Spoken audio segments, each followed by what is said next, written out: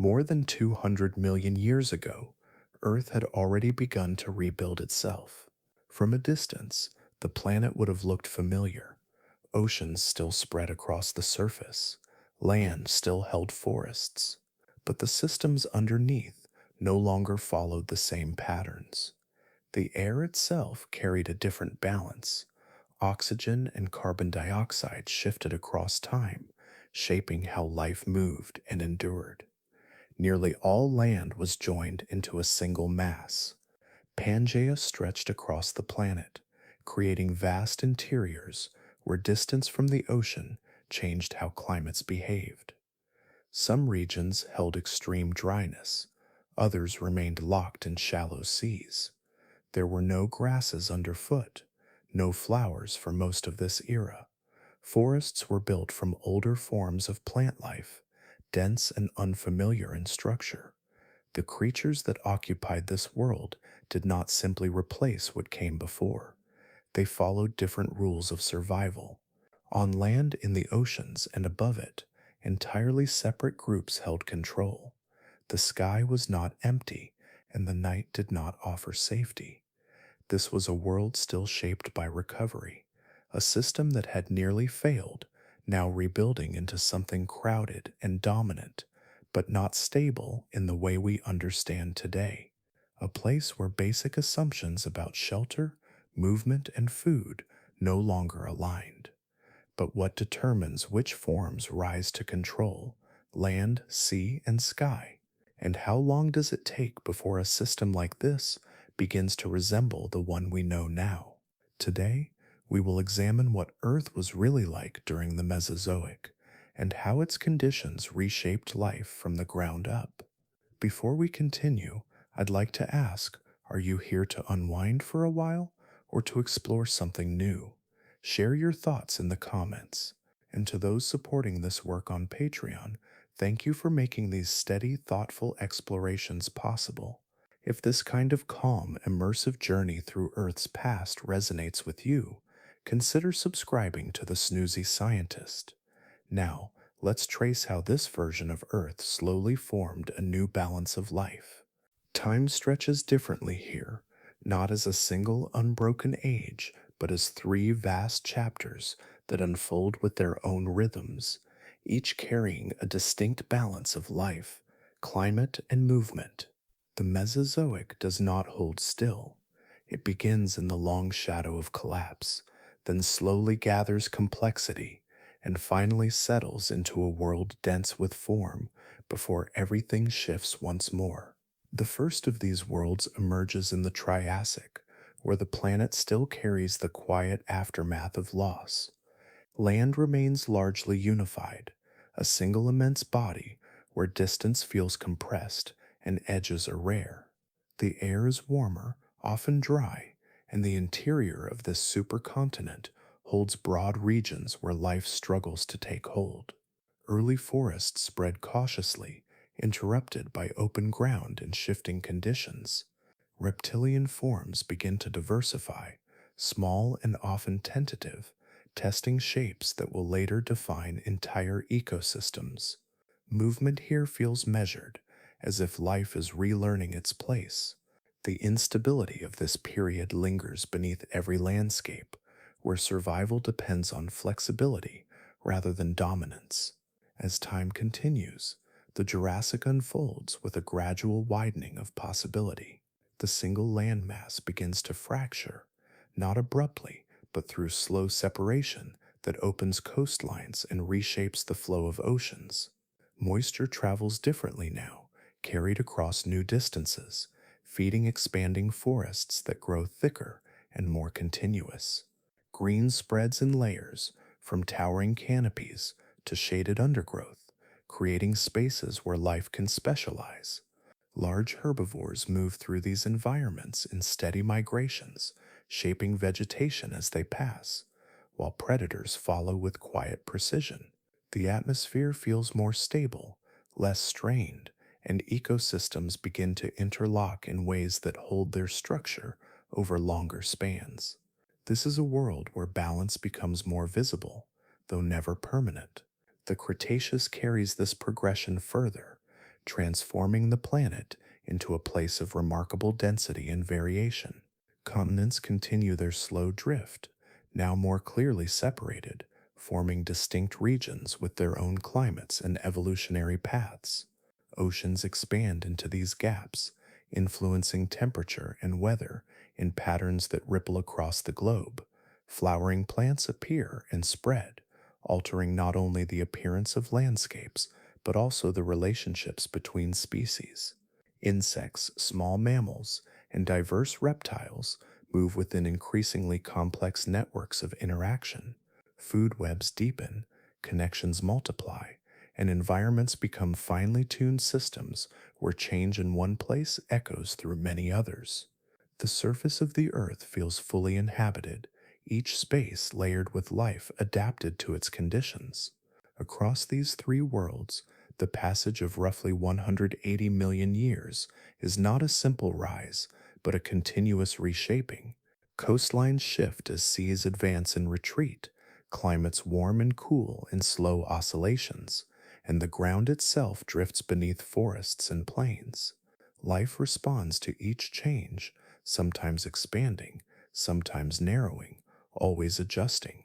Early scarcity gives way to abundance, and simplicity yields to intricate systems that depend on countless quiet interactions. This long continuity holds until it does not. Just as the era begins in the wake of one vast ending, it moves toward another, where the structures built over millions of years face a sudden interruption. Yet within the flow of the Mesozoic itself, there is no stillness, only a steady unfolding of three interconnected worlds, each shaped by time, motion, and the persistent effort of life to adapt to a planet that never remains the same. The land does not yet recognize borders, and from horizon to horizon, it holds together as a single continuous body, its surface stretching without interruption across distances that feel almost without end. This is Pangaea, a world where separation has not yet taken hold, where mountains, plains, and basins belong to one vast structure that shapes everything moving across it.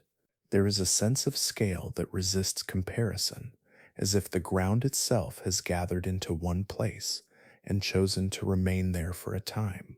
Far from the margins, deep within the interior, the presence of the ocean becomes faint and distant. Moisture struggles to travel this far, and the air carries a dryness that settles into the soil and lingers.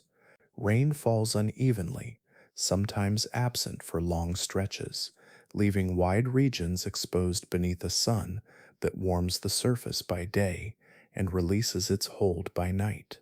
Temperatures rise and fall with a range that feels pronounced, shifting between heat and coolness in cycles that shape how life moves and endures. Early deserts extend across immense areas, not as isolated patches, but as continuous belts of arid ground, where wind traces patterns through sand and stone over long periods. Along the edges, where land meets water, conditions soften. Coastal regions hold more stability, with moisture returning in steady rhythms that allow vegetation to take hold more easily. Yet these margins remain narrow compared to the vast interior, thin bands where ecosystems gather before giving way again to drier expanses. Life near these edges forms pockets of continuity, while farther inland it adapts to variability, learning to persist through shifting availability of water and shelter. Movement across this unified land feels unrestricted. There are no oceans to divide populations, no barriers that cannot be gradually crossed. Early dinosaurs and other reptiles disperse across enormous distances, their paths shaped more by climate and terrain than by physical separation. Over generations, this connectivity allows forms to spread widely, carrying traits from one region to another, weaving a loose continuity across the entire landmass. Migration follows the subtle gradients of environment, tracing routes that stretch far beyond what later continents will allow. The surrounding ocean reflects this simplicity in form. With one dominant landmass, circulation patterns move in broad, less fragmented loops. Currents sweep along the edges of Pangaea, interacting with the atmosphere in ways that intensify seasonal contrasts. Storms gather and release along predictable boundaries, while the interior remains largely untouched by their influence. The balance between ocean and land feels direct, almost unbuffered, as if the planet is still adjusting to this arrangement. Over long spans of time, this unity begins to show signs of change. The surface holds tension, subtle at first, expressed through shifting crust and the slow rise of fractures that trace faint lines across the land. These are not sudden breaks, but gradual openings, where the ground pulls apart with a patience that stretches across generations. Along these emerging boundaries, new basins form, and the first hints of separation appear, quietly reshaping the continuity that once defined the world. Pangaea remains vast and cohesive, yet within it the conditions for change are already present. The same forces that once brought the land together now begin to guide it apart, setting in motion a transformation that will unfold over immense spans of time, altering the pathways of oceans, climates, and the life that moves between them.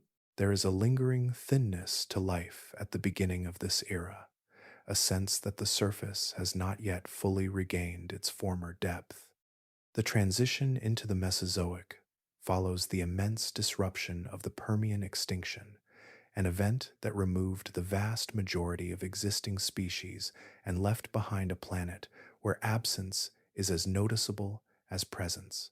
What remains is not silence, but a quieter arrangement where living systems are still incomplete and the connections between them have yet to be restored.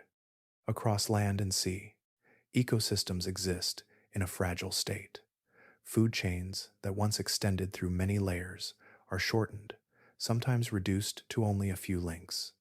Predators and prey no longer form the intricate balances that sustain stability over long periods. Instead, interactions are simpler, often temporary, shaped by opportunity rather than long-established roles.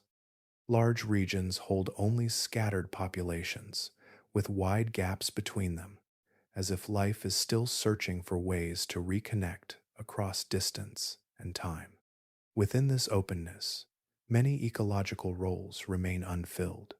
Spaces that once supported specialized organisms now stand available, waiting for forms that have not yet emerged. This absence creates a kind of quiet potential where the usual constraints are loosened and the path forward is less defined. Evolution moves through these spaces with unusual freedom, allowing new traits and structures to appear and persist without immediate competition. It is a period where experimentation becomes more visible, expressed through gradual changes that accumulate across generations. Early reptiles begin to expand into these available niches, their forms adapting to conditions that shift from place to place. Some develop bodies suited for movement across open ground, while others take advantage of emerging vegetation or the edges of recovering waterways. Their diversity grows not through sudden transformation, but through steady divergence, each lineage exploring a different way of existing within a world that has not yet settled.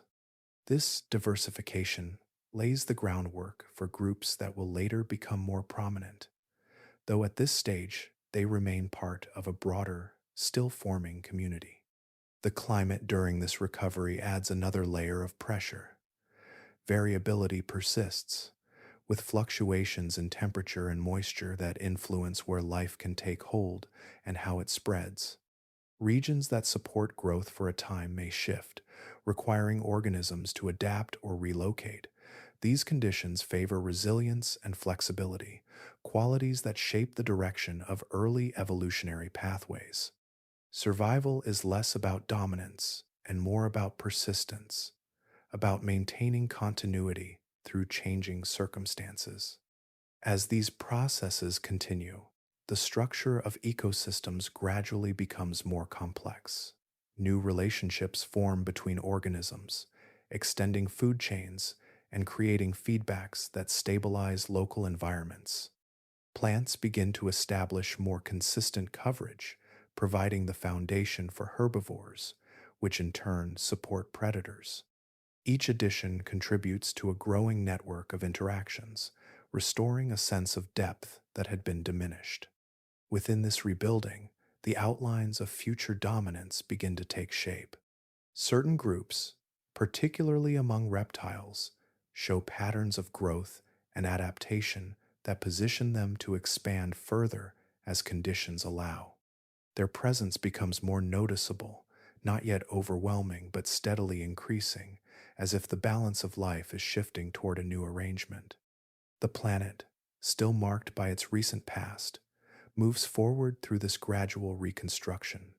Life does not return to what it was, but instead forms something different, shaped by the spaces that opened and the pressures that followed.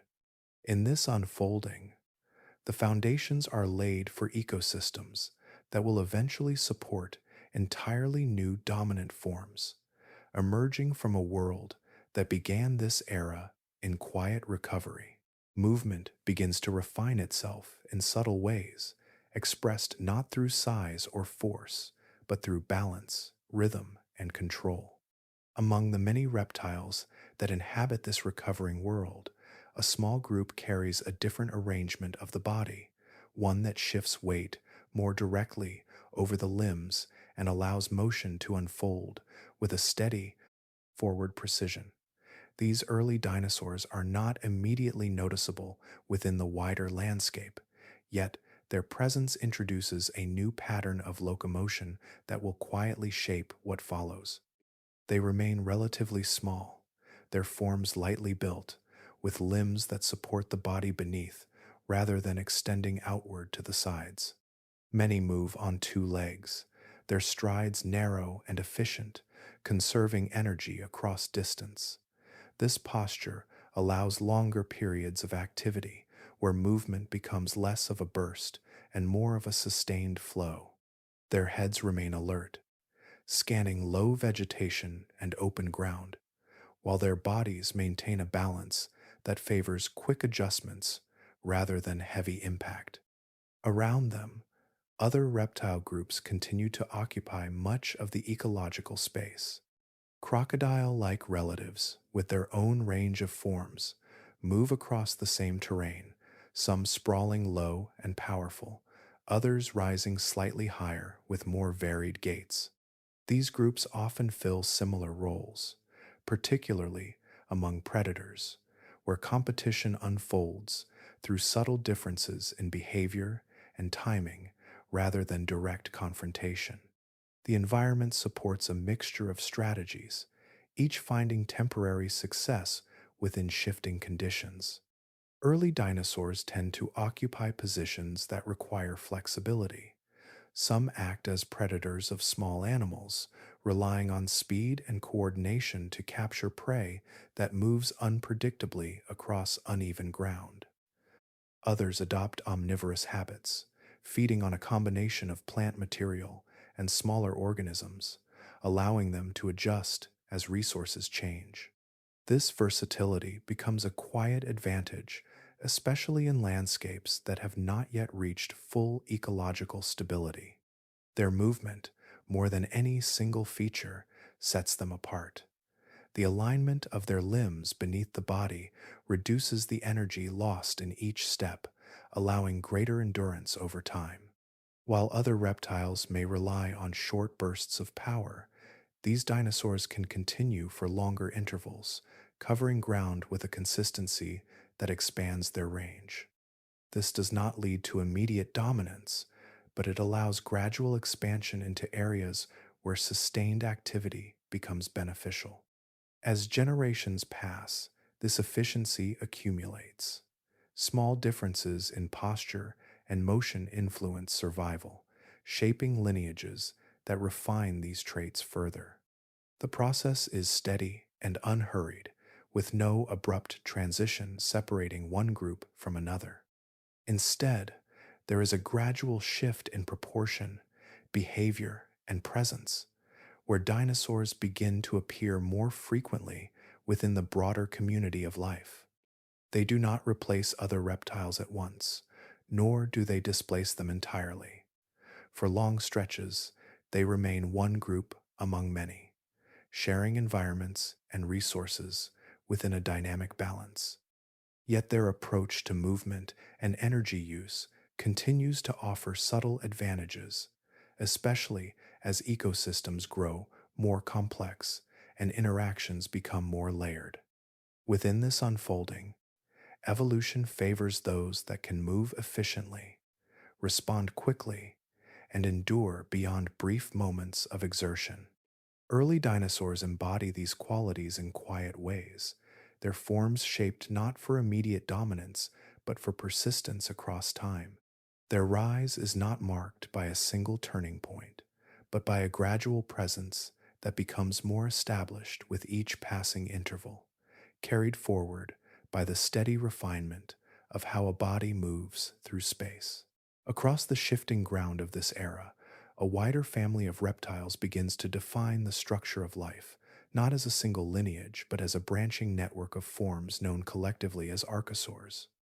Within this group, diversity unfolds in multiple directions at once, producing predators, grazers, and intermediate shapes that share a common ancestry yet diverge in posture, behavior, and ecological role.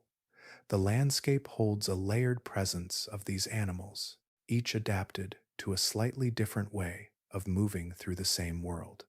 Some grow into large predators, their bodies supported by limbs that extend more directly beneath them, allowing a stance that lifts the torso higher above the ground. This posture creates a different relationship with movement, where steps become more measured and balanced, and the body can sustain longer periods of activity without losing stability. Their heads remain forward-facing, their senses attuned to motion across open terrain, while their forms carry a quiet strength that shapes the spaces they occupy.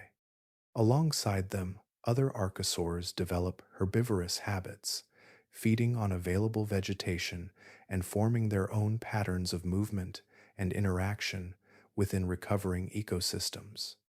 Among these varied forms, some resemble crocodiles in overall shape, yet differ in the way they carry themselves. Rather than remaining low and sprawling, certain lineages rise into a more upright gait, their limbs positioned to support weight more efficiently. This adjustment allows them to travel across distances with greater endurance, moving through environments that require both strength and persistence. Their presence adds another layer to the already complex arrangement of life, where multiple strategies coexist, each finding its place within a shifting balance. Dinosaurs, at this stage, remain only one branch within this broader archosaur network. Their forms continue to refine, but they do not yet dominate the landscape. Instead, they exist alongside relatives that often match or exceed them in size and influence. The environment does not favor any single group entirely, allowing a mixture of lineages to persist together, each responding to local conditions and pressures in different ways. Over time, however, the balance begins to shift. Environmental changes continue to shape survival, favoring certain traits while gradually reducing the success of others. Climate variations, fluctuations in available resources, and the ongoing reconfiguration of land and water create conditions that not all groups can navigate equally. Some lineages begin to decline, their presence thinning as they fail to adapt to the evolving demands of the planet. This gradual filtering intensifies near the end of the Triassic, when a period of widespread disruption alters the trajectory of life once more. A mass extinction event unfolds, affecting many of the dominant archosaur groups that had previously held control over large portions of the landscape. The causes are rooted in large-scale environmental shifts, likely linked to volcanic activity and changes in atmospheric composition, which together reshape habitats on a global scale. The result is a significant reduction in diversity among competing reptilian groups. In the aftermath of this transition, the ecological space becomes more open again, though not in the same way as before. Dinosaurs, having already developed traits suited to endurance and adaptability, begin to expand into roles that had been occupied by others.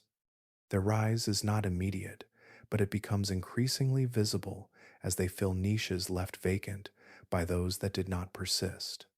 Within this unfolding, the world transitions from a shared dominance among many archosaurs to a landscape where one branch begins to stand apart. The change is gradual, carried by the steady influence of environmental pressure and evolutionary response, shaping a new balance in which dinosaurs become more prominent, not through sudden replacement, but through the quiet continuation of forms that were already prepared to endure. Air moves differently across this world, carrying heat with a steadiness that rarely breaks. The planet rests in a generally warmer state, where cold is limited and the presence of ice at the poles is faint or entirely absent. Without large, frozen regions to reflect sunlight back into space, warmth settles across latitudes with fewer interruptions, allowing temperatures to remain elevated even far from the equator. This creates a broad consistency in climate, though beneath that surface, variation still unfolds in quieter, more localized ways. Within the interior of the great landmass, distance from the surrounding seas shapes the rhythm of the year.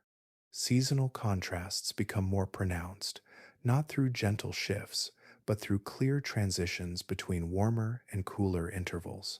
The land absorbs heat during long periods of sunlight, then releases it as conditions change, creating cycles that influence both air and ground. These patterns do not always align smoothly, and the resulting differences in temperature and pressure guide the movement of winds across vast distances. Closer to the coasts, the interaction between land and ocean produces a different behavior. Moisture travels inward during certain times of the year, carried by winds that follow shifting gradients in pressure. This movement creates patterns that resemble monsoons, where rainfall arrives in concentrated periods, then retreats, leaving behind intervals of relative dryness. Vegetation responds to these rhythms, growing more actively during wetter phases and slowing as moisture recedes. The boundary between wet and dry becomes a defining feature of these regions, shaping how ecosystems establish themselves along the edges of the land. The composition of the atmosphere also plays a quiet but persistent role. Higher levels of carbon dioxide contribute to the retention of heat, allowing warmth to linger even as sunlight varies. This does not create uniform conditions everywhere, but it raises the baseline upon which other climatic processes act. The result is a world where temperature differences exist, yet remain within a range that supports widespread biological activity, even as local extremes continue to challenge adaptation. Across the central regions, extensive desert belts form where moisture rarely reaches. These areas stretch across great distances, their surfaces shaped by wind and time rather than flowing water. The absence of consistent rainfall allows sediments to accumulate and shift, creating landscapes that change slowly yet continuously. Life here is present but selective, composed of organisms that can endure long intervals without reliable water, adjusting their behavior to the limited opportunities that appear. Storm systems, guided by the arrangement of land and sea, follow patterns distinct from those of a more fragmented world. With fewer interruptions from separate continents, atmospheric circulation can extend over broader areas, producing weather that moves in sweeping paths rather than breaking into smaller, isolated systems.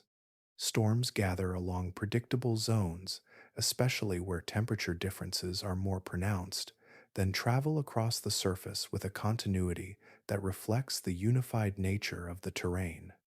As time progresses into later periods, these climatic patterns begin to settle into more stable configurations. The gradual separation of land alters the flow of both air and water, introducing new boundaries that redistribute heat and moisture. Variability does not disappear, but it becomes more structured, allowing ecosystems to develop with greater consistency. The earlier contrasts soften in some regions, while others gain new forms of seasonal rhythm, shaped by the evolving relationship between continents and oceans. Through all of this, the climate remains an active presence, not fixed but continuously adjusting, guiding the conditions under which life expands, adapts, and endures across a planet that is still finding its balance. The surface carries a different texture of green, one that does not break into the soft, continuous layers familiar in later worlds. Vegetation rises in clusters and vertical forms, spreading upward rather than outward, leaving the ground between them more exposed. Ferns unfurl in dense pockets, their fronds arching outward in repeating patterns, while conifers stand taller, their needle-like leaves forming canopies that filter light into narrow bands. Cycads occupy the spaces between, their thick trunks and radiating leaves, giving the landscape a structure that feels both ordered and restrained. There are no broad fields of grass to soften the terrain.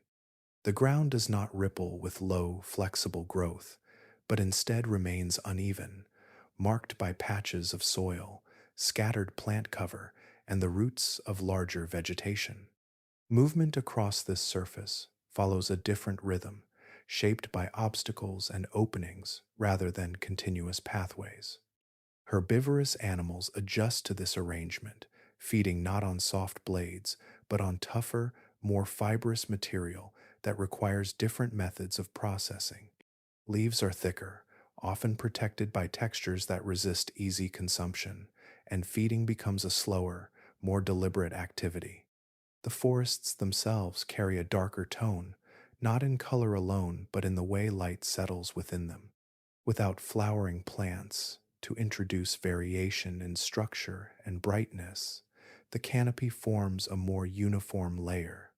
Light passes through in controlled amounts, creating an environment where contrast is subtle and gradients shift gradually rather than sharply. Beneath these canopies, the air holds a stillness, and the spacing of plants leaves room for movement without the dense undergrowth that would later define similar spaces.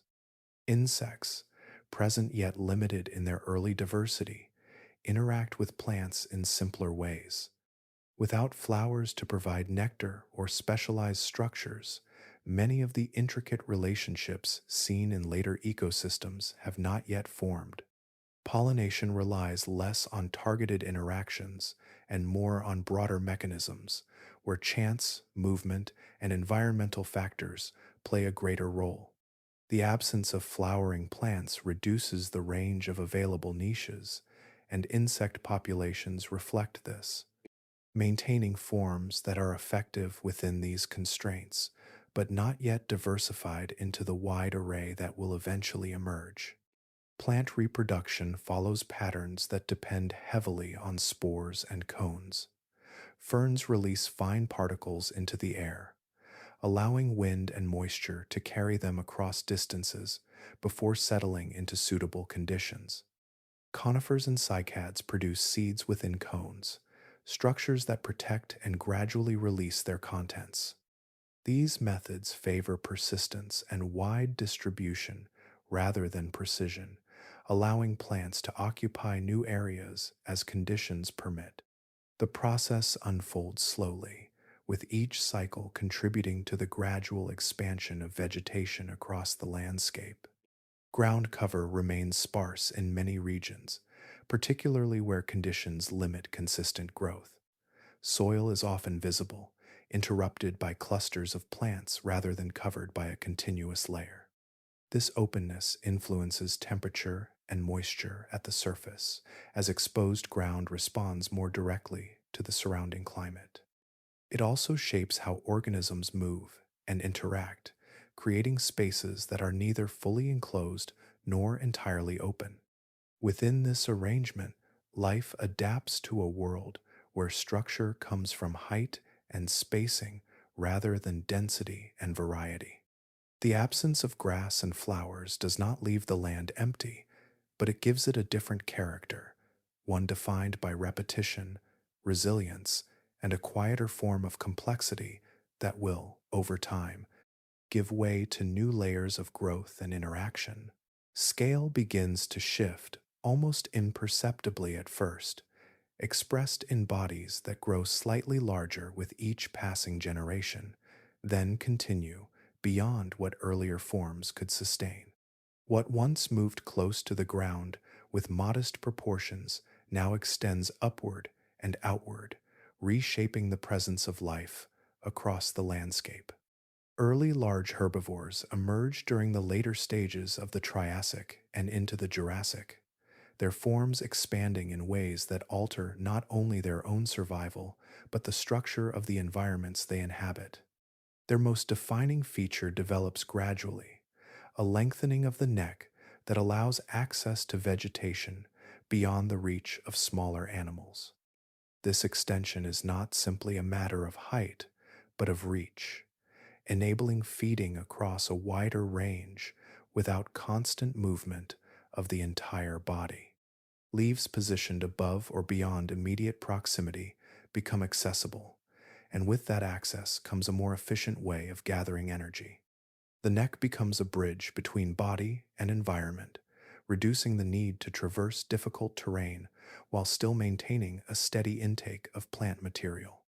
As these animals grow larger, their size itself begins to serve as a form of protection. Predators that might once have posed a threat find fewer opportunities to challenge such mass.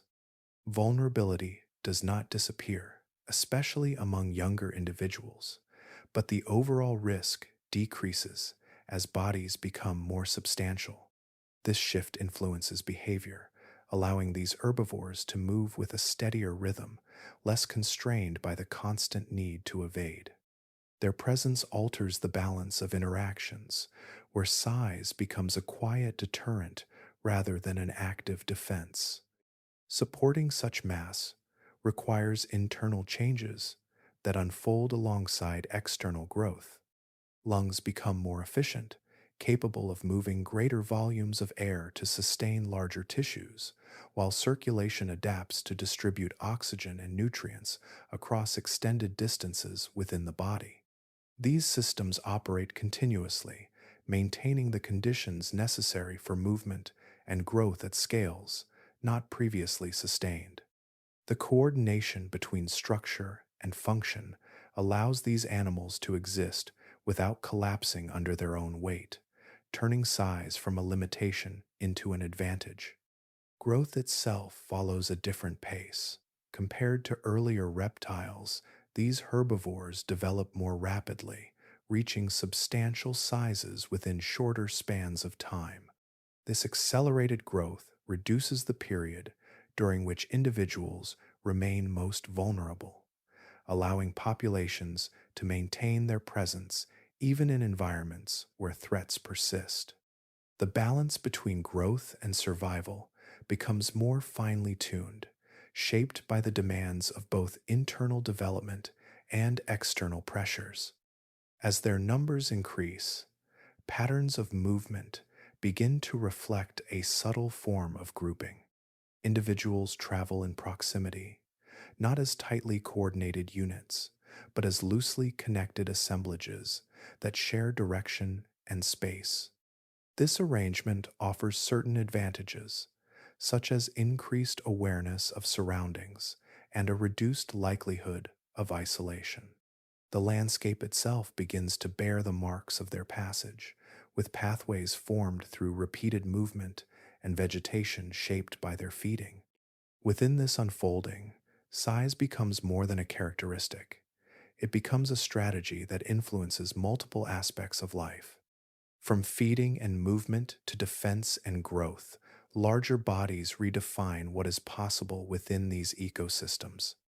The rise of these giants does not occur abruptly, but through a steady accumulation of changes that, over time, establish a new scale of existence, one where presence alone carries a different kind of influence across the world they inhabit. The ground begins to loosen its long held unity, not in sudden separation, but through a slow and continuous pulling apart that reshapes the surface over vast spans of time. What was once a single expanse starts to divide along subtle lines, opening spaces that gradually widen into new boundaries. These changes unfold beneath forests and plains, almost unnoticed at first, yet their effects ripple outward, altering how air and water move across the planet. As land separates, coastlines multiply, edges form where none existed before, creating extended regions where ocean and land meet in shifting patterns. With these new margins comes an increase in moisture carried inland as winds move across water and gather humidity before reaching the continents. Rain becomes more consistent in many areas, softening conditions that were once marked by sharper contrasts. The presence of water begins to influence temperature more evenly, reducing the extremes that once defined large portions of the surface. Forests respond to these changes with quiet expansion. Vegetation grows thicker and more continuous, filling spaces that had remained open or sparsely covered. Layers begin to form within these environments, with taller structures rising above and smaller growth settling beneath. Light filters through in varied intensities, creating gradients that support a wider range of plant life. The landscape takes on a deeper texture, where growth is no longer isolated but interconnected across broader regions. Within this evolving environment, dinosaurs begin to diversify at an increasing pace. Forms that once remained limited in number and variation now branch into multiple directions, adapting to the expanding range of habitats. Some develop into large herbivores that move steadily through dense vegetation, shaping their surroundings through constant feeding. Others become predators of significant size, their presence influencing the behavior and distribution of other animals. These groups do not exist in isolation, but as part of a growing network of interactions that define the structure of life on land. The balance between these herbivores and predators establishes a new dynamic. Large bodies move through forests and open areas with a presence that affects the flow of movement and the availability of resources. Predators track these movements, their strategies shaped by the patterns of those they pursue. This interplay creates a more defined system where roles are clearer and relationships more stable over time. The dominance of dinosaurs becomes more apparent not through sudden replacement, but through the steady increase of their influence within these ecosystems. At the same time, the climate settles into a more consistent state. While variation still exists, it becomes less abrupt, allowing environments to maintain their structure for longer periods. Temperature and moisture follow patterns that support sustained growth, reducing the frequency of extreme shifts that once disrupted developing systems. This stability allows both plant and animal life to establish deeper connections, reinforcing the complexity that has been gradually building. Beyond the land, the expanding seas create conditions that support a flourishing of marine life.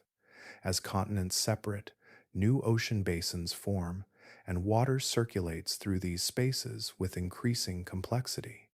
Nutrients move along currents that distribute resources across wide areas, supporting a diversity of organisms that occupy different depths and regions. Marine ecosystems grow richer, mirroring the increasing density found on land. Through these interconnected changes, the Jurassic becomes a period of transformation, where the separation of land, the rise of forests, and the diversification of life converge into a more structured and enduring world. Mass gathers slowly into form, accumulating through generations until it reshapes the scale of life itself. Bodies extend in length and height, not as isolated extremes, but as a consistent pattern that emerges across entire groups. Among these, the sauropods come to define a new dimension of presence, their proportions stretching far beyond earlier limits, their silhouettes rising above the surrounding vegetation with a steadiness that alters how the land is used and perceived. Their size is not static, but sustained through continuous intake. Feeding becomes an almost uninterrupted process, a steady movement of the head and neck across available plant matter, drawing in leaves in quantities that match the demands of such expansive bodies. There is no single moment of satiation that lasts long. Instead, nourishment is maintained through repetition, a rhythm that carries on throughout the day as these animals move gradually through their environment. Within them, digestion unfolds over extended pathways. Food passes through long systems that allow time for the breakdown of fibrous material, extracting energy from plants that would be difficult to process in shorter cycles.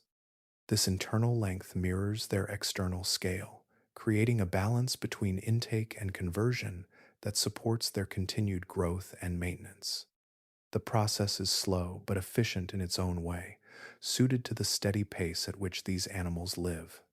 Movement across the landscape reflects these needs. Rather than remaining in one place, they travel across considerable distances, following the availability of vegetation as it changes with local conditions. Their paths are not random, but shaped by the distribution of resources, guiding them through regions where growth is sufficient to sustain their numbers.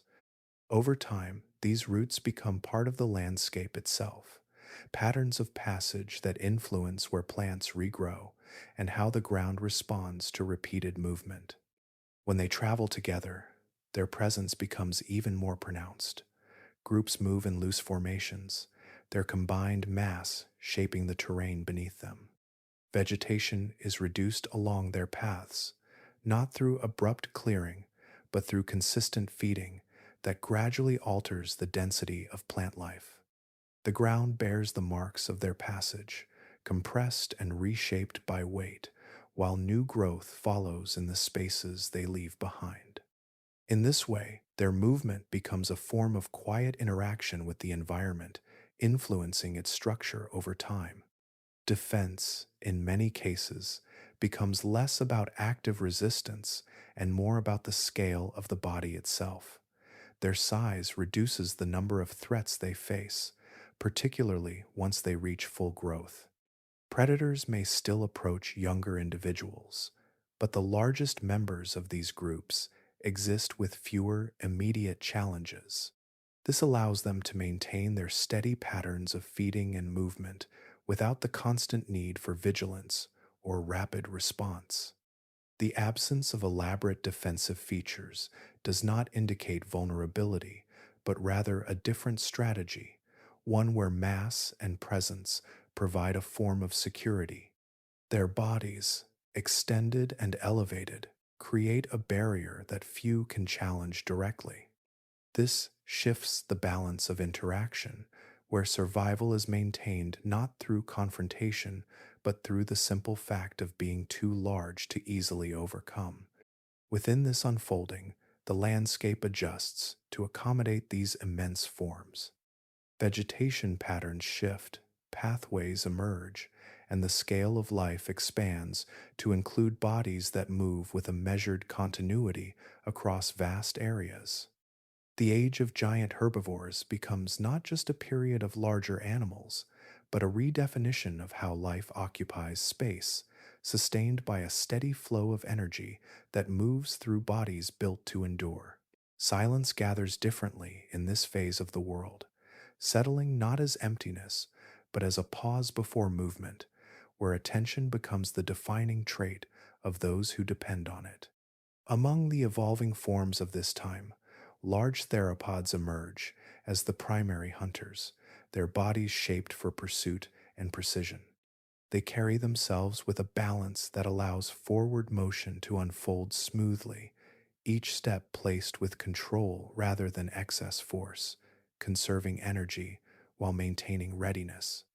Their heads hold a structure built for gripping and cutting, jaws lined with teeth that curve slightly and bear fine serrations along their edges.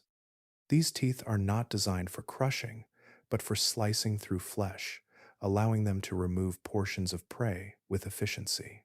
The mechanics of feeding rely on repeated motion rather than a single decisive action, each bite contributing to a gradual reduction of what has been captured. This method aligns with bodies that favor sustained activity over brief, overwhelming force. Senses play a central role in their movement through the environment. Vision remains forward focused, providing depth and clarity when tracking objects across uneven terrain. Subtle shifts in motion become detectable at distance, allowing these predators to respond before prey can fully react. Other sensory systems contribute as well, detecting traces left behind or changes in the surrounding atmosphere that indicate recent activity. Together, these inputs form a continuous stream of information, guiding decisions that unfold in real time. Their behavior reflects a degree of flexibility rather than strict specialization. While capable of active pursuit, they do not rely exclusively on chasing down prey over long distances. Opportunities are taken as they arise, whether through direct hunting or by approaching remains left by other processes. This opportunistic approach reduces the risk associated with constant pursuit, allowing energy to be allocated across different strategies depending on conditions. Survival is supported not by a single method, but by the ability to adjust within a range of possibilities. Competition among these predators introduces another layer of influence. Where multiple individuals or species occupy similar roles, interactions become shaped by the presence of others. Encounters may lead to avoidance, where one yields space to another, or to brief confrontations that determine access to resources. These interactions do not always result in direct conflict, yet they influence movement patterns, feeding behavior, and the timing of activity. The landscape becomes a shared space where dominance is not absolute but negotiated through repeated encounters. Speed and endurance develop as essential traits within this context. Limbs are structured to support forward motion over varied terrain, allowing bursts of acceleration when needed, followed by sustained movement that maintains pressure on a target or carries the animal across distance. This combination allows predators to respond to changing situations, whether closing a gap or conserving energy during longer pursuits. The balance between these qualities reflects an adaptation to environments where both immediacy and persistence hold value. Within this arrangement, large theropods establish themselves as central figures in the flow of life, not through constant activity, but through a measured presence that shapes the behavior of other animals. Their influence extends beyond the moment of capture, affecting how prey species move, gather, and respond to subtle cues in their surroundings. In this way, the role of the predator becomes woven into the broader structure of the ecosystem, guiding interactions through a steady, attentive force that operates within the rhythms of the Jurassic world. Above the layered surface, a new dimension of movement unfolds, one that lifts life away from the ground and carries it into open air. The sky, once an empty extension of space, becomes inhabited by forms that learn to use it with precision. Among these, Pterosaurs established themselves as the primary occupants, their bodies shaped to move through currents that are invisible yet constant, guiding their motion across wide distances. Their wings extend outward in broad spans, supported by elongated structures that stretch from the body to the outer edge of the limb. Some grow to sizes that rival small aircraft, their presence casting shifting shadows across land and water as they pass overhead. These wings are not built for constant flapping alone, but for interaction with the air itself, allowing them to glide for extended periods by riding rising currents of warm air. Thermal updrafts lift them gently, reducing the need for continuous exertion and enabling travel that conserves energy across long distances. In flight, their movement appears smooth and continuous, guided by subtle adjustments rather than abrupt changes. The angle of the wings shifts slightly, responding to variations in airflow, while the body remains aligned with the direction of travel. This control allows them to remain aloft with minimal effort, descending only when necessary to feed or rest. The sky becomes a space of quiet motion where distance can be crossed without the constraints that define movement on the ground. Feeding strategies vary among these aerial forms, reflecting the diversity of their environments. Some move along coastlines or over open water, scanning for fish near the surface, then descending in controlled arcs to capture them. Others focus on smaller animals or remains found across the land, using their elevated perspective to locate opportunities that might be missed from below. This ability to observe from above provides access to resources that are distributed across wide areas, allowing them to shift between feeding grounds with relative ease. As the first vertebrates to achieve powered flight, their presence marks a significant transition in how life occupies the planet. Flight introduces a new set of possibilities, where space is no longer limited to surface or water, but extends into the atmosphere itself. This expansion creates interactions that move vertically, as well as horizontally, linking environments that were previously separate. The boundaries between land, water, and air become more connected as movement between them becomes possible within a single life. The airspace itself transforms into an active region of interaction. It is no longer a passive layer above the ground, but a domain where hunting, movement, and competition take place. Pterosaurs cross paths with one another, sometimes sharing currents, sometimes diverging as they follow different routes. Their presence influences the behavior of animals below, where movement and exposure are shaped by the awareness of what moves overhead. Wind patterns and thermal currents guide much of this activity, creating pathways that repeat over time. These invisible structures in the atmosphere become part of the environment, as predictable as rivers or coastlines, shaping where flight is easiest and where effort must increase. Pterosaurs learn these patterns, adjusting their routes to align with the flow of air, allowing them to move efficiently across regions that might otherwise require greater energy. Within this unfolding, the sky becomes an inhabited space, layered with movement that complements what occurs on the ground and in the water. Life extends upward, adding a new dimension to the structure of the world, where flight becomes not an exception but a sustained presence, carried by forms that have adapted to the quiet, continuous motion of the air. Water settles into places it had not occupied before, spreading across low-lying regions to form shallow inland seas that extend far into the continents. These bodies of water are neither fully open ocean nor isolated lakes, but something in between, connected yet contained, their boundaries shifting gradually as levels rise and fall. Sunlight reaches deeper into these shallows, illuminating broad stretches of seafloor where life gathers in forms that differ from those of deeper waters. Within these environments, marine reptiles become the most visible inhabitants, shaping the structure of ocean life in ways that depart from earlier patterns. Fish remain present, moving in schools and occupying various depths, yet the dominant forms are those that have returned to the water from land, carrying with them bodies that adapt once more to fluid movement. Their limbs transform into paddles or fins, their shapes streamline, and their breathing remains tied to the surface, linking them to both water and air.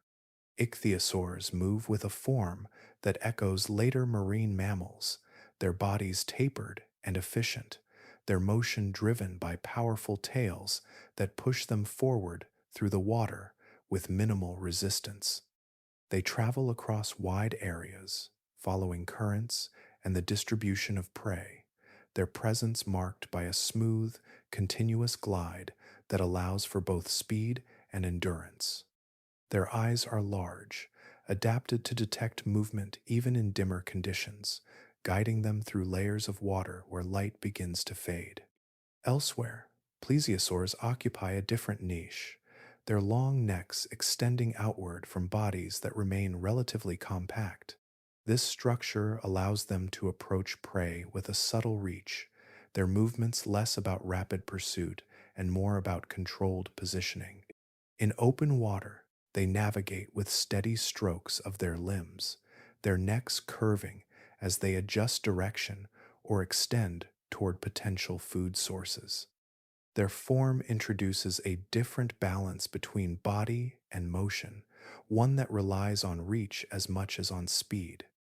As time continues, other marine reptiles rise into more prominent roles.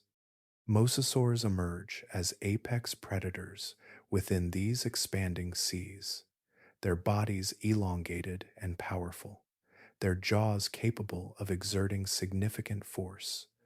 They move with a confidence that reflects their position at the top of the marine food chain, their presence influencing the behavior of other organisms within their range.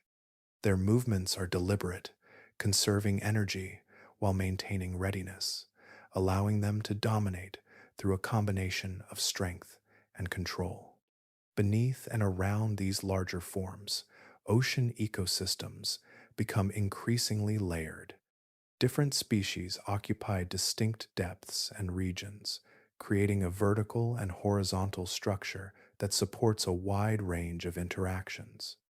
Smaller organisms gather near the surface, where light supports primary production, while others move through mid-level waters or remain closer to the seafloor.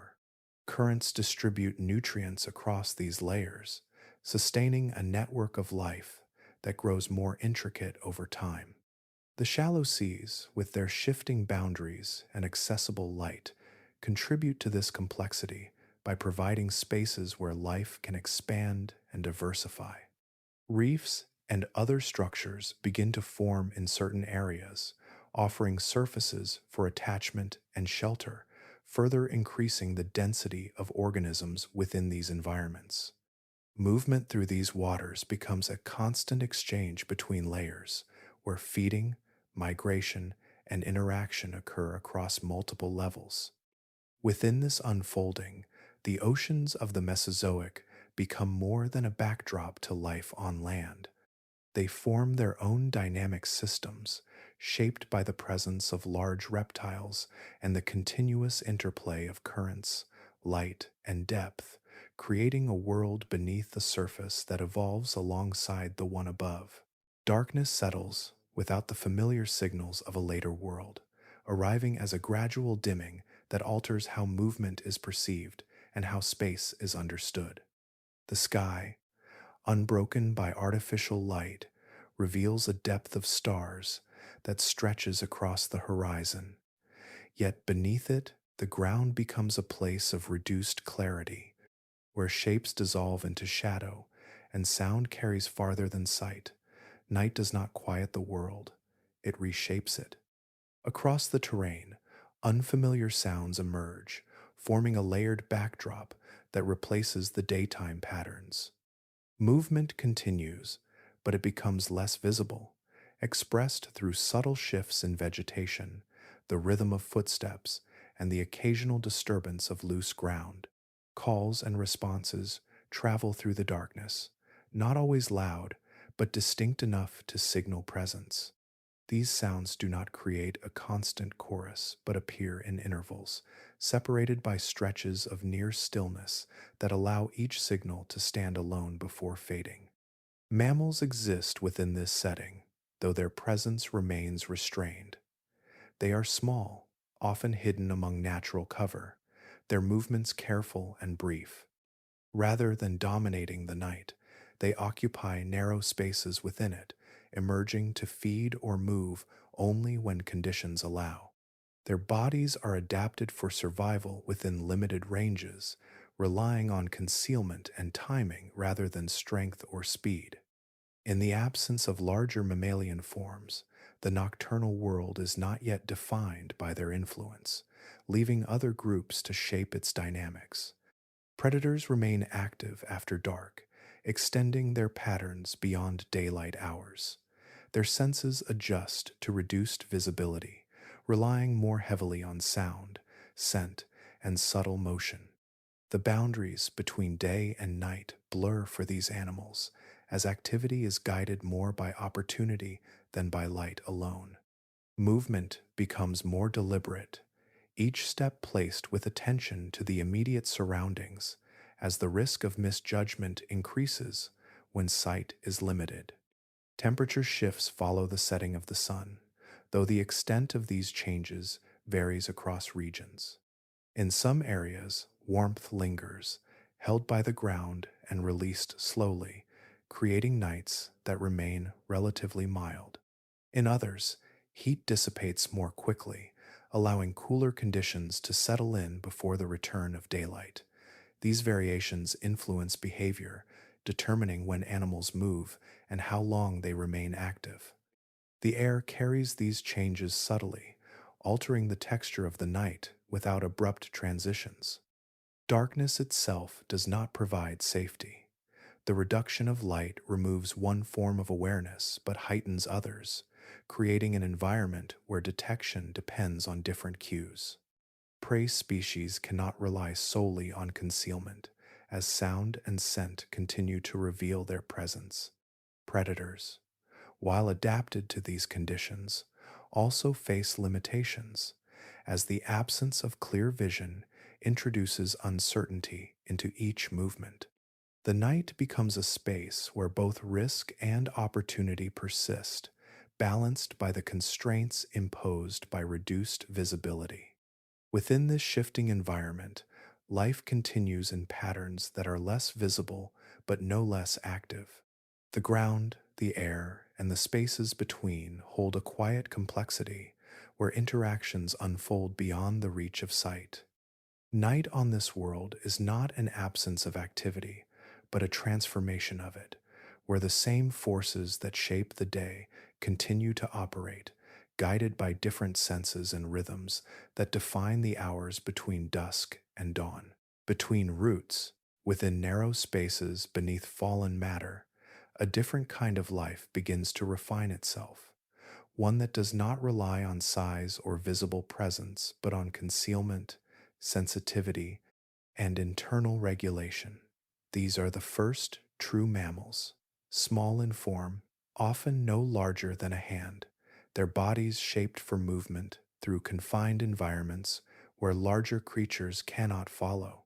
Their existence is easy to overlook, yet within their structure lies a quiet shift in how life can persist. Their bodies are covered in fine layers that retain warmth, allowing them to maintain a more constant internal state even as external conditions change. This ability to regulate temperature separates them from many of the reptiles around them, whose activity remains closely tied to the surrounding environment. Warmth is no longer borrowed directly from the sun or ground, but generated within, supporting activity across a wider range of conditions. This internal stability allows them to move when others remain still, extending their presence into periods that would otherwise limit them. With this comes a higher metabolic demand. Energy must be gathered more frequently, as their bodies consume resources at a faster rate to sustain internal processes. Feeding becomes a regular necessity, guiding their movements through spaces where food can be found in small but consistent amounts. They do not rely on large meals, but on repeated intake, taking advantage of whatever is available, whether insects, plant material, or other small sources of nourishment. Their size allows them to remain hidden, slipping into crevices, beneath vegetation, or within the structures formed by the landscape itself. This concealment is not temporary, but central to their survival. Larger predators move across the same environments, yet these mammals avoid direct interaction by remaining outside the visible paths of movement. Their senses adapt to this mode of life, with heightened sensitivity to sound and vibration, allowing them to detect approaching danger before it becomes immediate. Activity often shifts toward the darker hours, where reduced visibility offers some advantage. While the night remains active with predators, it also provides moments where detection is less certain, and movement can occur with slightly reduced risk. These mammals navigate this balance carefully, emerging when conditions allow and retreating quickly when they do not. Their survival depends not on strength or speed alone, but on timing, awareness, and the ability to remain unnoticed. Adaptability becomes one of their defining traits. Environments continue to change, shaped by shifting climates and the movements of larger organisms. Yet these small mammals adjust by altering their behavior, diet, and patterns of activity. They occupy niches that are narrow but numerous, fitting into spaces that others do not fully use. This flexibility allows them to persist even as conditions fluctuate, maintaining continuity where more specialized forms might struggle.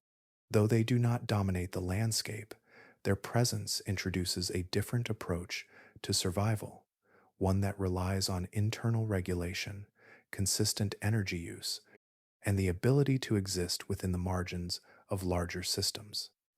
Over time, these qualities accumulate, forming a foundation that will support future expansion when conditions change. Within this quiet persistence, the first true mammals establish themselves not as rulers of their world, but as enduring participants, carrying forward traits that will later shape a very different balance of life. Emerging from spaces that were once overlooked, beneath every forest and shoreline, the ground carries a slow, persistent motion, one that cannot be felt within a single lifetime, yet continues without pause. The surface does not remain fixed, but drifts gradually, guided by forces deep within the planet. What appears stable at a glance is, over long spans, in constant transition, as large sections of land shift their positions across the globe. This movement unfolds across millions of years, separating what was once continuous into distinct masses that move apart at a steady, measured pace. The spaces between them widen, and into these openings, new oceans begin to form. Water fills the gaps, spreading outward and deepening over time, creating basins that reshape the balance between land and sea. Coastlines stretch and curve, no longer defined by a single outline but by multiple edges that face different directions and conditions. As landmasses drift, their positions relative to the equator and the poles change, and with this shift, climate zones begin to reorganize. Regions that once experienced one pattern of temperature and rainfall gradually transition into another as their location alters the amount of sunlight they receive and the way air circulates above them. These changes do not occur abruptly, but they influence the long-term development of ecosystems, guiding where certain forms of life can persist and where they must adapt or move. Separation also introduces isolation. As continents move farther apart, populations that were once connected become divided. their interactions reduced or eliminated. Over time, this isolation allows species to evolve along different paths, responding to local conditions without the influence of distant relatives. Distinct forms emerge, shaped by the specific environments in which they exist, leading to a growing diversity that reflects the varied landscapes now forming across the planet. The oceans that expand between these landmasses develop their own patterns of movement. Currents begin to circulate in more complex ways, guided by the arrangement of continents and the distribution of heat across the surface. Warm water moves along certain routes, while cooler currents follow others, creating a network that redistributes energy around the globe. These flows influence climate on land as well, carrying moisture and temperature changes that affect nearby regions.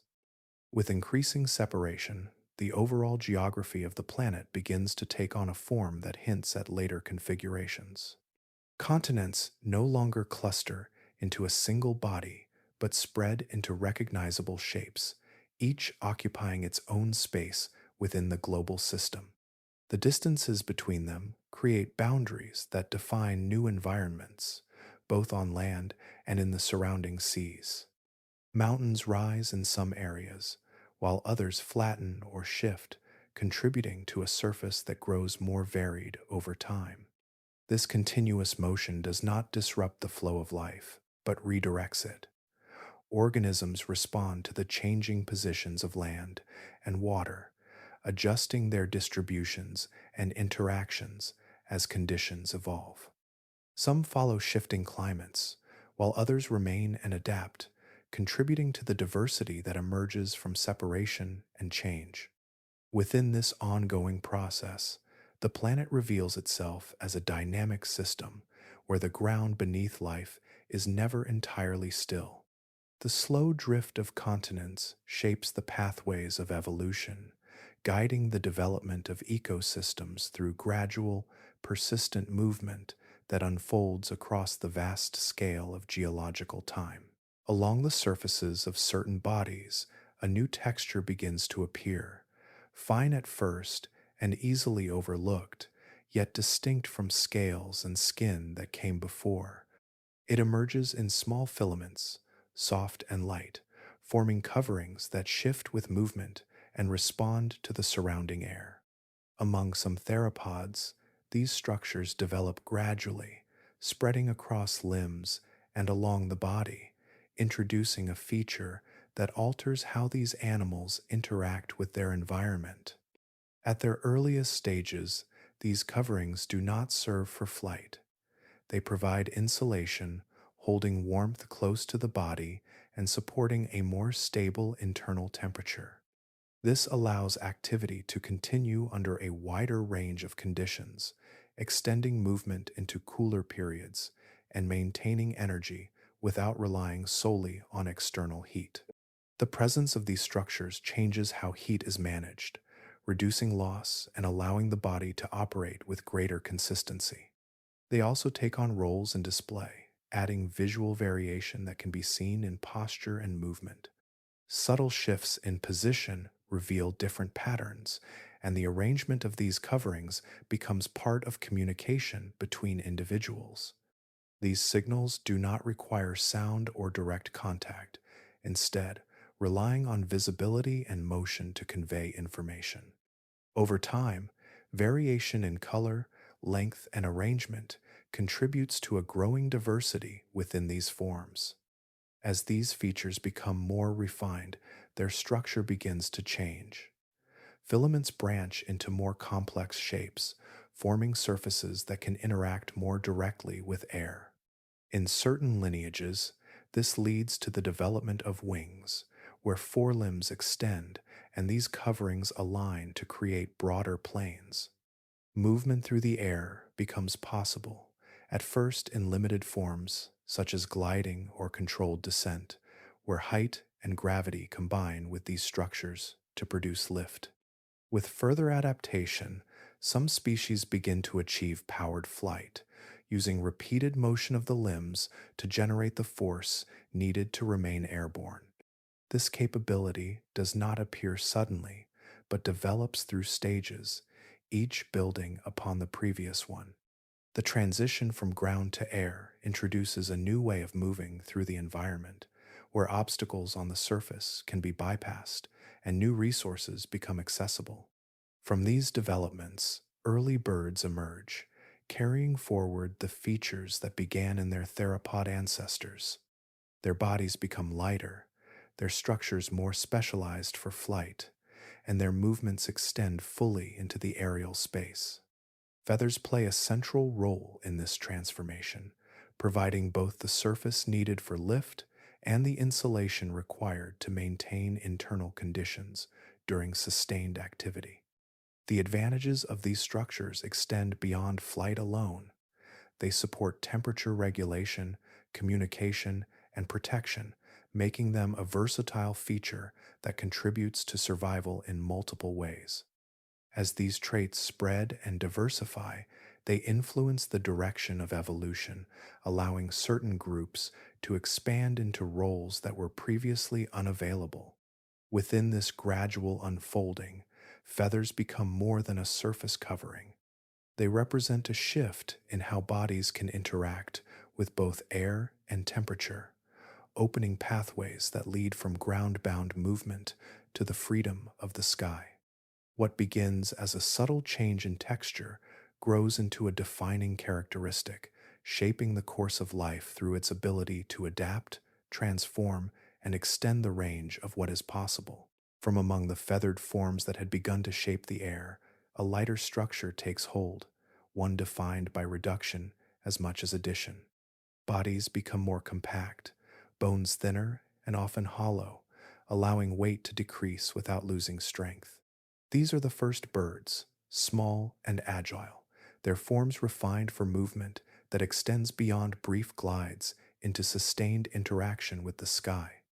Their wings, carried forward from earlier feathered limbs, now operate with greater coordination. Each motion contributes to lift and direction, though flight remains limited compared to what will come later. They do not remain aloft indefinitely, but move in short bursts, rising from the ground or from elevated surfaces, then settling again after controlled passages through the air. These early flights allow access to new spaces, bridging gaps that cannot be crossed as easily by those bound to the surface. Their bodies support this movement through careful balance.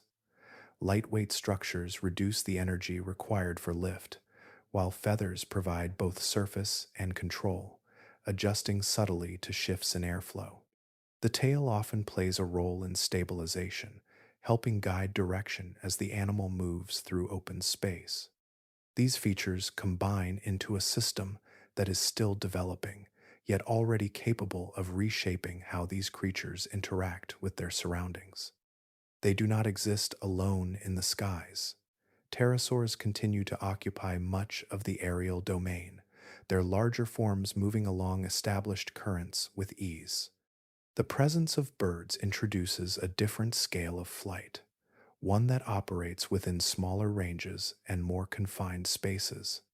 Rather than competing directly in open expanses, these early birds often move among vegetation or along varied terrain, using their size and maneuverability to occupy regions that larger flyers pass over or avoid. This distinction allows them to enter new ecological niches. They feed on resources that are less accessible to others, such as small insects or plant material found within dense growth. Their ability to move between ground, vegetation, and air provides flexibility, allowing them to respond quickly to changing conditions.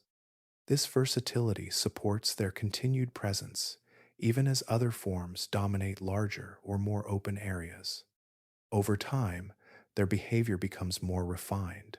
Flight is used not only for movement, but for escape, allowing them to avoid threats with rapid ascent and directional change. Perching becomes a stable mode of rest, elevating them above the ground and offering a vantage point from which to observe their surroundings. These patterns begin to define a way of life that differs from both ground based animals and larger aerial forms. Their existence marks the beginning of a lineage that will persist far beyond this era. The traits that support their survival, lightweight bodies, efficient use of feathers, and flexible movement across different environments, provide a foundation that allows continued adaptation. Though their flight is still developing, the direction is clear, guided by incremental changes that build upon each generation. Within this unfolding, the first birds establish themselves quietly, not through dominance, but through the ability to occupy spaces that others do not fully use. Their presence adds another layer to the living world, one that bridges ground and sky in a way that remains small in scale, yet significant in its long term impact, carrying forward into forms that will endure long after the conditions of this era have changed. Space opens between the drifting lands, and with that widening comes a new arrangement of the planet's surface, one defined by separation rather than unity. Continents now stand apart, each surrounded by expanding bodies of water that reshape their edges and influence the conditions within. The distances between them are no longer narrow, and this growing isolation gives each region its own character, guided by local climates and evolving ecosystems that develop along distinct paths.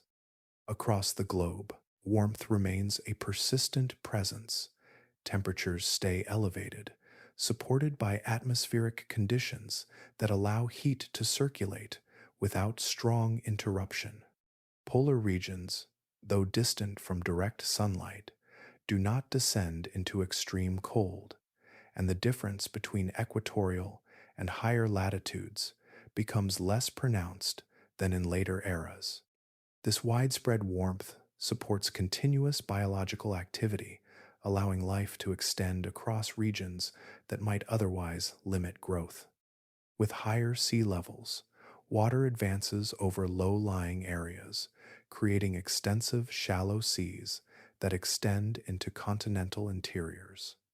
These waters are not deep, but broad and sunlit, providing conditions where life can flourish with relative ease.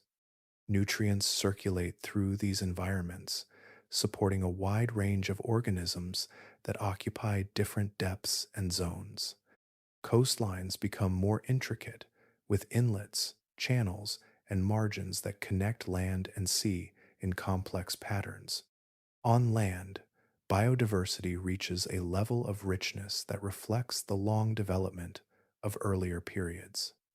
Plant life diversifies, creating varied habitats that support different forms of animal life. Forests, open areas, and transitional zones each host their own communities, where interactions between species become increasingly layered. Herbivores adapt to specific types of vegetation, while predators refine their strategies in response to the behaviors of their prey. Each layer of interaction contributes to a system that is both stable and dynamic, capable of sustaining large numbers of species. In these environments, ecosystems become highly complex. Relationships between organisms extend beyond simple chains of feeding and survival, forming networks where multiple connections influence outcomes. Changes in one part of the system can affect others, creating a balance that is maintained through continuous adjustment. This complexity does not make the system fragile, but rather resilient, as diversity allows for multiple pathways through which energy and resources can flow. Isolation between continents also encourages the development of unique species. Populations that are separated evolve independently, adapting to the specific conditions of their environments.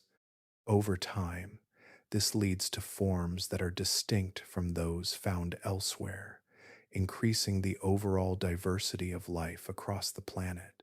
Each continent becomes a center of its own evolutionary patterns, shaped by geography, climate, and the interactions within its ecosystems. The oceans, now broader and more interconnected, support equally intricate systems. Currents move through the expanding basins, distributing heat and nutrients across vast distances. Marine life responds to these patterns, forming communities that vary with depth, temperature, and location. Shallow seas remain particularly active, serving as zones where productivity is high and interactions are frequent. Within this unfolding, the Cretaceous stands as a period where separation and expansion combine to create a world of remarkable variety. Land and water interact in ways that support a wide range of life, while the continued movement of continents shapes the boundaries within which this diversity develops. The result is a planet where ecosystems reach a level of complexity that reflects the long processes that have guided life from recovery to abundance. Color begins to enter the landscape in a new way, not through the height of towering forms or the repetition of familiar greens, but through smaller structures that appear briefly, then return again with increasing frequency. These are the first flowering plants, angiosperms, spreading quietly at first, then more widely as their method of reproduction begins to alter the rhythm of growth across the land. Their presence does not replace what came before, but introduces a different layer that interacts with existing vegetation in subtle yet far reaching ways. Their reproductive cycle unfolds more rapidly than that of earlier plants. Instead of relying solely on slower processes, they produce structures that mature and disperse in shorter intervals, allowing them to respond more quickly to changing conditions. Seeds develop within protective coverings, increasing the likelihood of survival as they move through the environment. This efficiency allows angiosperms to establish themselves in spaces where other plants might take longer to gain a foothold, gradually increasing their presence across varied regions. These plants also form new relationships with insects, drawing them in through color, structure, and the production of resources that serve as food. Insects, already present but limited in earlier diversity, begin to interact more closely with these plants, moving between them as they gather nourishment. In doing so, they carry reproductive material from one plant to another, creating a more directed form of pollination. This interaction benefits both, allowing plants to reproduce more effectively while providing insects with a reliable source of energy. As these relationships develop, insect populations begin to expand and diversify, adapting to the opportunities provided by flowering plants. New behaviors emerge, shaped by the availability of these resources, and the connection between plant and insect becomes an integral part of the ecosystem. This interaction adds another layer to the network of life, linking organisms across different scales and functions. Herbivores respond to these changes as well. The introduction of flowering plants alters available food sources, providing new materials that differ in structure and composition from earlier vegetation. Some animals incorporate these into their diets, adjusting feeding behaviors to take advantage of what is now accessible. This shift influences patterns of movement and foraging, as herbivores seek out areas where these plants are more abundant, shaping how they interact with the landscape. The presence of angiosperms transforms the visual and structural character of the environment. Landscapes that once relied on uniform patterns of growth begin to show variation, with different forms occupying different layers and spaces. Ground-level vegetation becomes more developed in some regions, filling areas that were previously more open. This creates additional habitats, supporting a wider range of organisms and increasing the overall complexity of ecosystems. Over time, these changes accumulate, altering not only individual interactions but the broader structure of life. plant communities become more diverse, insect populations expand, and animal behaviors adjust in response to new resources. The system grows more interconnected, with each component influencing others in ways that extend beyond immediate relationships. Within this unfolding, flowering plants establish themselves as a significant force in shaping the environment. Their ability to reproduce efficiently, interact with other organisms, and occupy varied spaces allows them to spread across the land, contributing to a transformation that deepens the complexity of ecosystems and sets the stage for further evolution within a world that continues to change. Small movements begin to multiply across the landscape, subtle at first, then increasingly present as the spaces between plants fill with activity that is quick, precise, and continuous. Insects expand in both number and variety, their forms adapting to a growing range of roles within the environment. Where earlier interactions were more general, new patterns emerge that link these small creatures closely to the structures and cycles of plant life. Their diversity increases as different lineages explore distinct ways of feeding, moving, and reproducing. Some remain close to the ground, navigating through low vegetation, while others take to the air, moving between plants with controlled, repeated flights. Each variation reflects a response to available opportunities, allowing insects to occupy niches that differ in scale, timing, and resource use.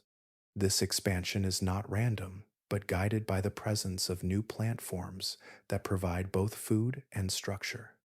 Among these evolving groups, early pollinators begin to appear, including forms that resemble bees.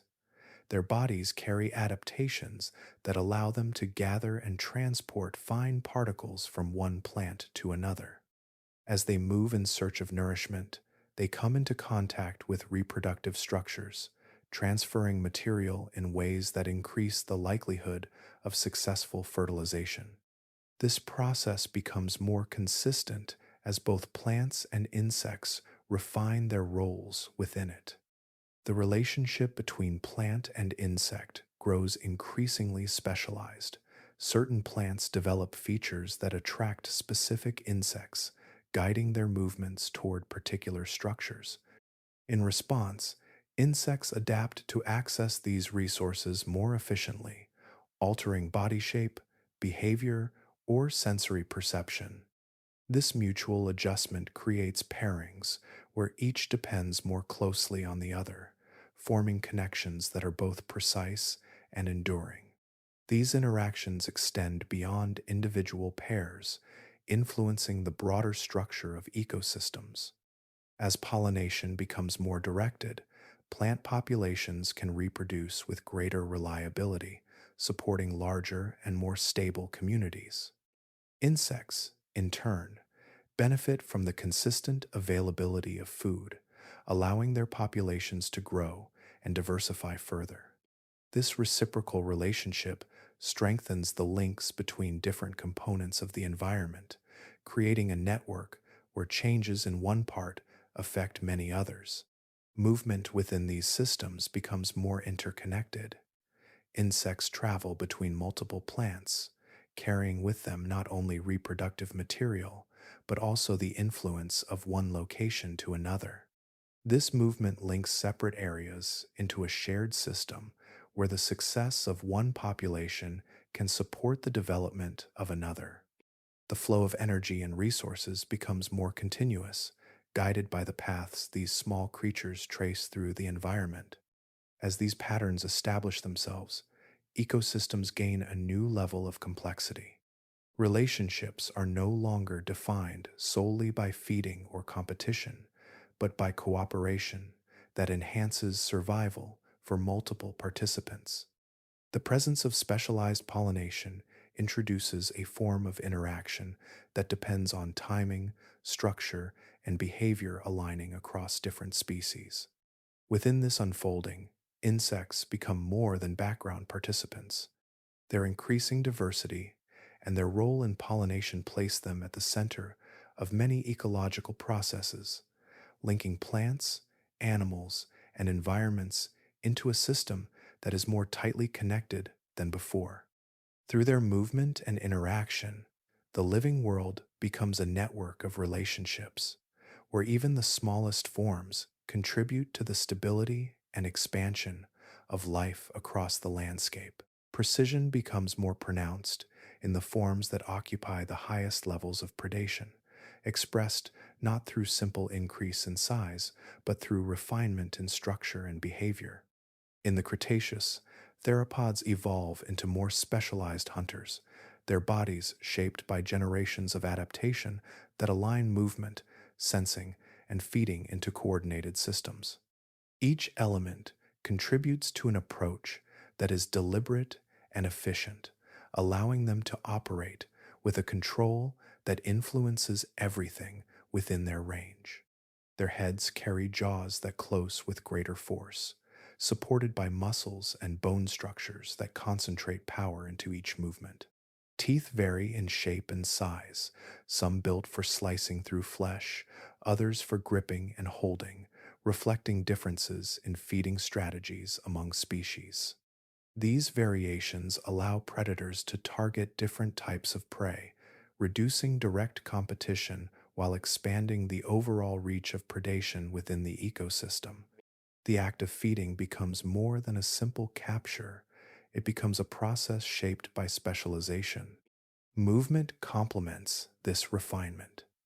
Limbs are structured to support both stability and controlled bursts of speed, allowing these animals to approach, pursue, and respond to shifting conditions. Balance is maintained through the alignment of body and tail, enabling precise adjustments in direction. This coordination reduces wasted energy, allowing longer periods of activity and increasing the likelihood of successful hunts. The body operates as a unified system where each motion contributes to the outcome. Evidence suggests that some of these predators do not always operate alone. Patterns observed in fossil records indicate that certain species may have engaged in forms of group behavior, moving in proximity and potentially coordinating actions when pursuing prey. This does not imply constant cooperation, but it introduces the possibility of shared strategies where individuals benefit from the presence of others. Such interactions can influence the selection of targets and the methods used to approach them, adding another layer to predatory behavior. These developments position theropods as apex predators within their environments. Their presence shapes the structure of food chains, influencing not only the species they hunt, but also the distribution and behavior of organisms at multiple levels. Herbivores adjust their movements and groupings in response to predation pressure, while smaller predators adapt to the presence of larger competitors. The influence of these apex hunters extends outward, guiding patterns that ripple through the entire system.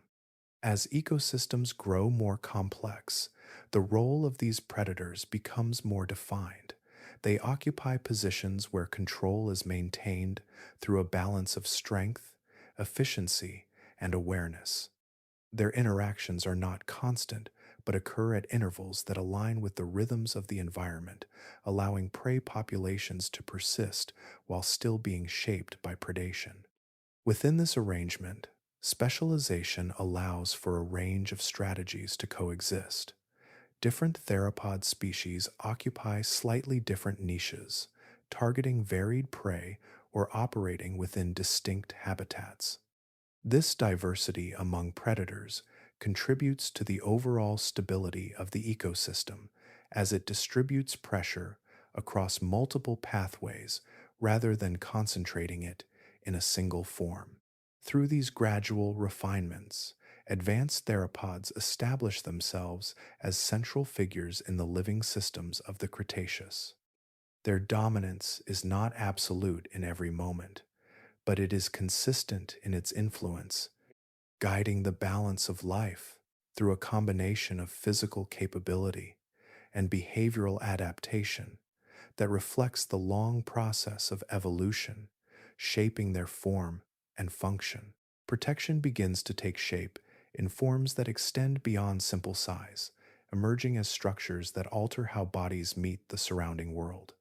Among herbivores of this time, surfaces harden, edges rise, and outlines shift into configurations that discourage direct approach. Armor develops along backs and flanks, composed of thickened plates that distribute force and reduce vulnerability. Spikes extend outward from these surfaces, creating distance between predator and body, while horns project forward or upward, adding a means of active resistance when needed. These features do not appear all at once, but accumulate gradually, each addition building upon what came before. Early variations may offer only slight advantages, yet over generations they become more pronounced, shaped by the repeated interactions between predator and prey. The presence of these defenses alters the outcome of encounters, making successful attacks less certain and encouraging adjustments in both behavior and strategy on both sides. Alongside physical changes, patterns of movement begin to shift. Herding becomes more common as individuals gather in groups that provide collective awareness and mutual protection. Within these assemblages, positioning takes on importance. Individuals at the edges remain more exposed, while those within the center benefit from the presence of others around them. Movement occurs in coordinated ways, where direction and pace are influenced by shared responses rather than isolated decisions.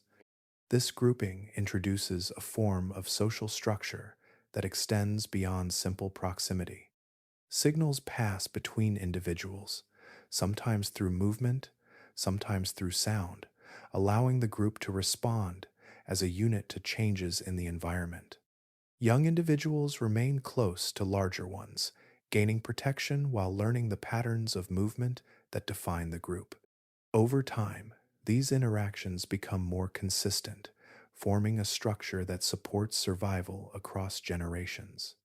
The development of these behaviors reflects a deeper influence of predator pressure. As predators refine their methods, herbivores respond not only by growing larger or stronger, but by becoming more organized and better protected. The relationship between the two becomes a continuous exchange, where each adaptation on one side prompts a response on the other. This process does not lead to a final state, but to an ongoing adjustment that shapes both groups. Physical defenses also influence how herbivores use their environment. Movement through vegetation, across open areas, or along established paths is guided by the need to maintain visibility and cohesion. Dense areas may offer concealment, but can also limit awareness, while open spaces allow for clearer detection of approaching threats. Groups adjust their positions accordingly, balancing the need for food with the need for safety. Within these evolving systems, diversity increases among herbivores as different species adopt varying combinations of defenses and behaviors. Some rely more heavily on armor, others on speed or grouping, and still others on a combination of traits that suit their particular environment. This variation contributes to the overall complexity of ecosystems, as each strategy interacts differently with the pressures it faces. Through these gradual developments, herbivores transform from passive participants into active responders within their environments. Their bodies and behaviors reflect the influence of those that hunt them, creating forms that resist, deter, and adapt in ways that extend beyond individual survival. The result is a landscape where protection is not a single feature, but a layered system of structures and interactions, shaped continuously by the presence of predation and the need to endure within it. The air itself carries a history of change, invisible yet constant, shaping the conditions under which every organism moves and breathes. Its composition does not remain fixed, but shifts over long intervals, with levels of oxygen and carbon dioxide rising and falling in response to processes that extend across land and sea. These fluctuations alter the balance of the atmosphere, influencing how energy is stored, transferred, and used throughout the living world. Oxygen levels, at times higher or lower than in later periods, affect the efficiency with which animals sustain activity. When concentrations increase, respiration can support more extended movement, allowing bodies to maintain effort over longer durations.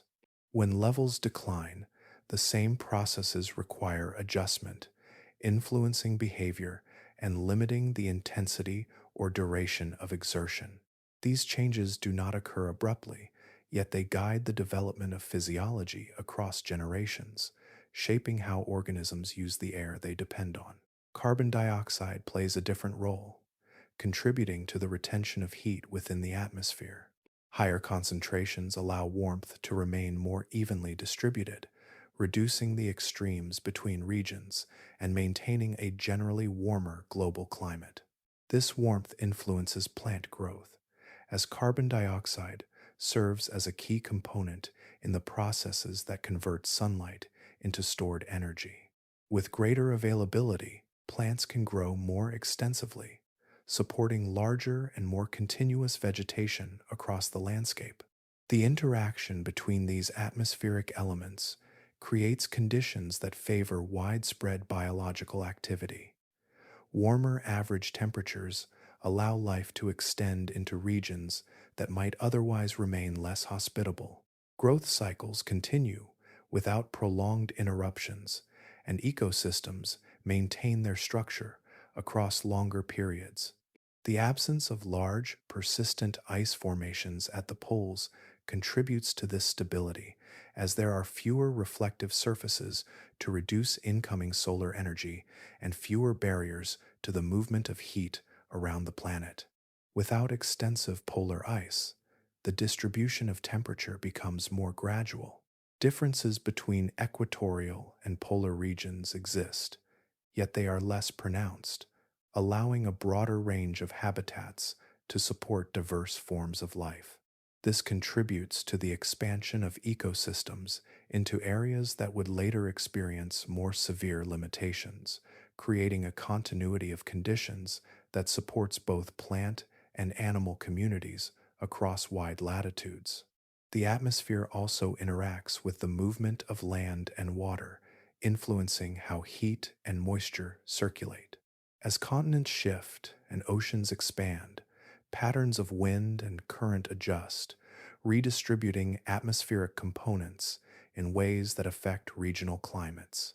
These changes feed back into the system, altering conditions for growth and survival, and continuing the cycle of adjustment that defines the era.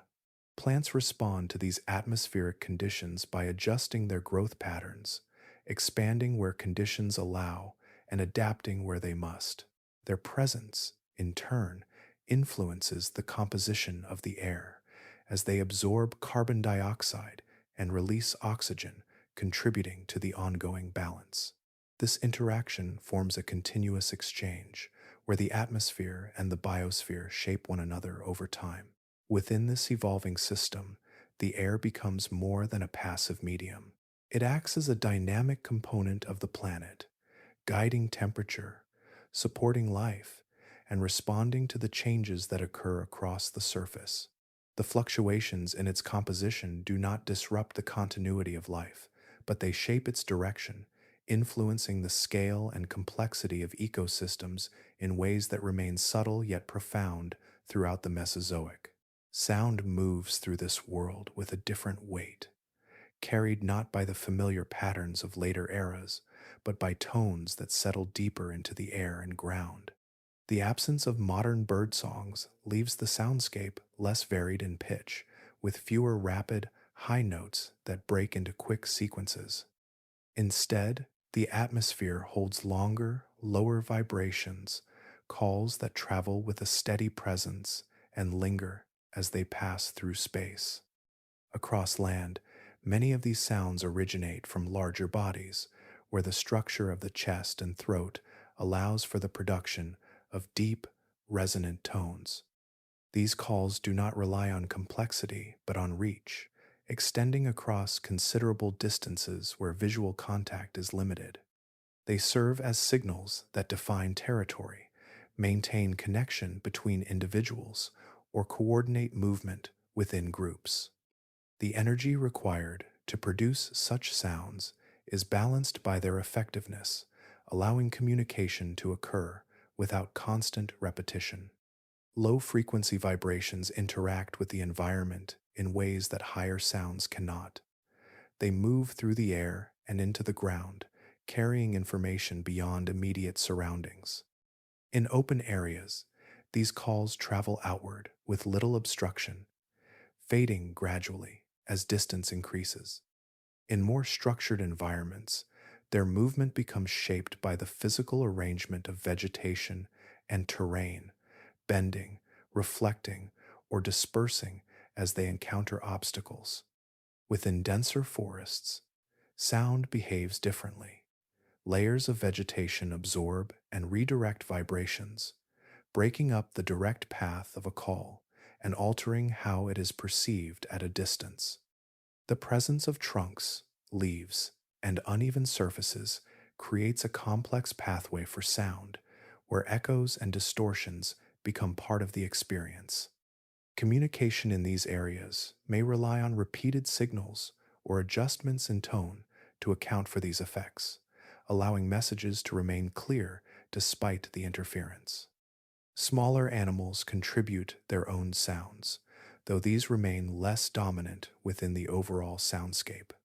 Their calls are often shorter and less powerful, designed for closer interactions rather than long-distance transmission. These signals fill the spaces between larger sounds, creating a layered environment where multiple forms of communication occur simultaneously, each operating within its own range and purpose. At night, the absence of light alters how sound is used, though it does not necessarily increase its volume. Instead, the reliance on auditory signals becomes more pronounced as visibility decreases and other senses take precedence. The same deep calls that travel during the day continue, joined by more subtle sounds that indicate movement or presence within closer proximity. The balance between silence and sound remains, shaped by intervals where activity rises and falls. In the oceans, the soundscape takes on another form. Water carries vibrations more efficiently than air, allowing sounds to travel farther and with greater clarity. Marine reptiles contribute to this environment through movements and interactions that produce low, sustained tones. The displacement of water by large bodies creates pressure waves that extend outward, forming a continuous background of motion. These sounds blend with those of smaller organisms and environmental processes, creating a layered acoustic field beneath the surface. Across both land and sea, sound becomes a medium through which life maintains connection and awareness. It moves through environments shaped by structure and distance, adapting to the conditions of each space. Without the higher frequencies that later define many ecosystems, the Mesozoic world carries a quieter depth where communication unfolds in slower, more sustained patterns that travel across the landscape and through the water with a steady, enduring presence. Balance settles across the planet in a way that feels earned, not sudden, as if the long sequence of changes has gradually found a moment of alignment. Life now occupies nearly every available space, with a consistency that reflects deep interconnection. The patterns that once shifted more abruptly begin to hold, forming systems that maintain themselves through continuous adjustment rather than frequent disruption. Biodiversity reaches its peak within this arrangement, expressed through the presence of countless forms that differ in size, behavior, and role. Each environment supports its own communities, where species fit into positions shaped by long periods of interaction and adaptation. The variety is not scattered but structured, with relationships linking organisms across different layers, creating a network that extends from the smallest forms to the largest. Predator and prey relationships settle into a dynamic equilibrium. Predators no longer expand unchecked, nor do prey populations grow without restraint. Instead, both sides influence each other in a steady exchange, where numbers rise and fall within limits that sustain the system.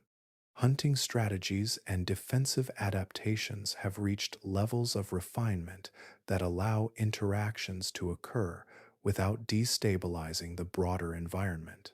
Movement, feeding, and reproduction align with these patterns, creating rhythms that repeat with subtle variation. On land, ecosystems display a depth that reflects the accumulation of earlier developments. Vegetation forms multiple layers, from ground cover to higher structures, supporting a wide range of herbivores that specialize in different types of plant material. These herbivores, in turn, support predators that have adapted to specific methods of hunting. The result is a system where energy flows through multiple pathways, reducing reliance on any single connection and increasing overall stability. In the oceans, a similar structure unfolds. Marine life occupies distinct depths and regions, with interactions that link surface waters to deeper layers. Large reptiles continue to move through these environments, while smaller organisms fill the spaces between, contributing to a complex web of relationships. Currents distribute nutrients in patterns that remain consistent enough to support long-term growth, allowing marine ecosystems to maintain their structure across wide areas.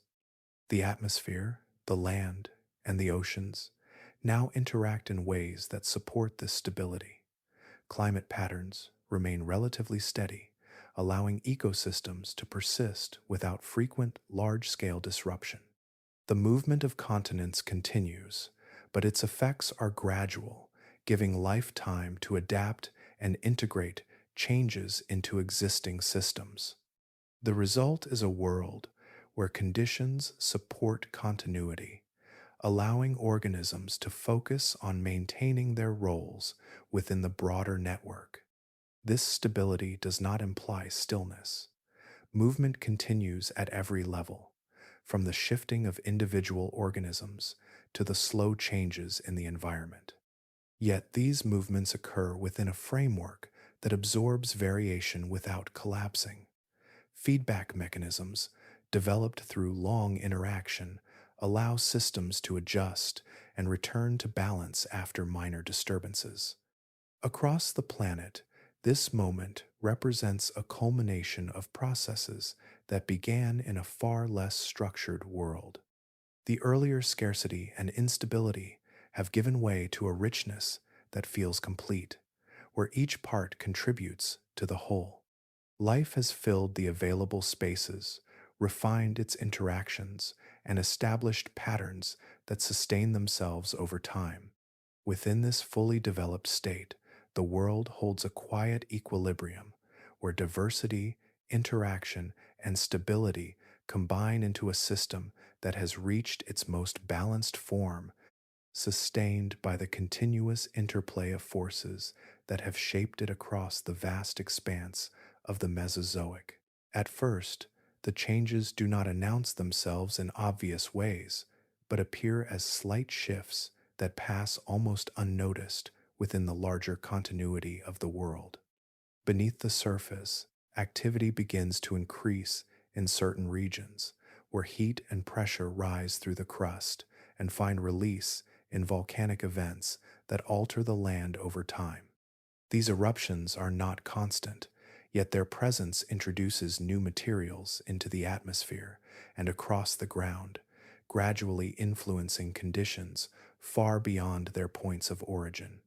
The air responds in subtle increments, as particles and gases released from these events begin to interact with existing atmospheric patterns.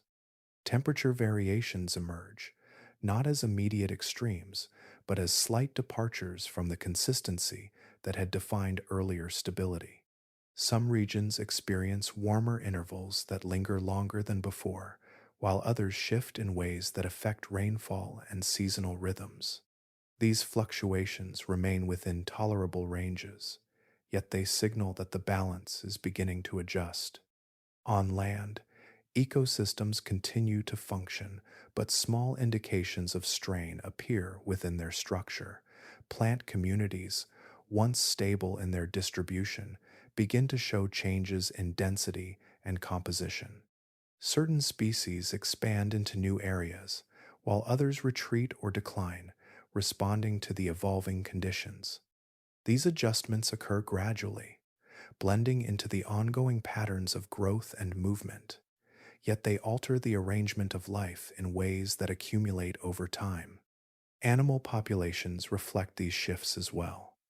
Movement patterns adjust slightly, with some groups altering their routes or timing in response to changes in resource availability.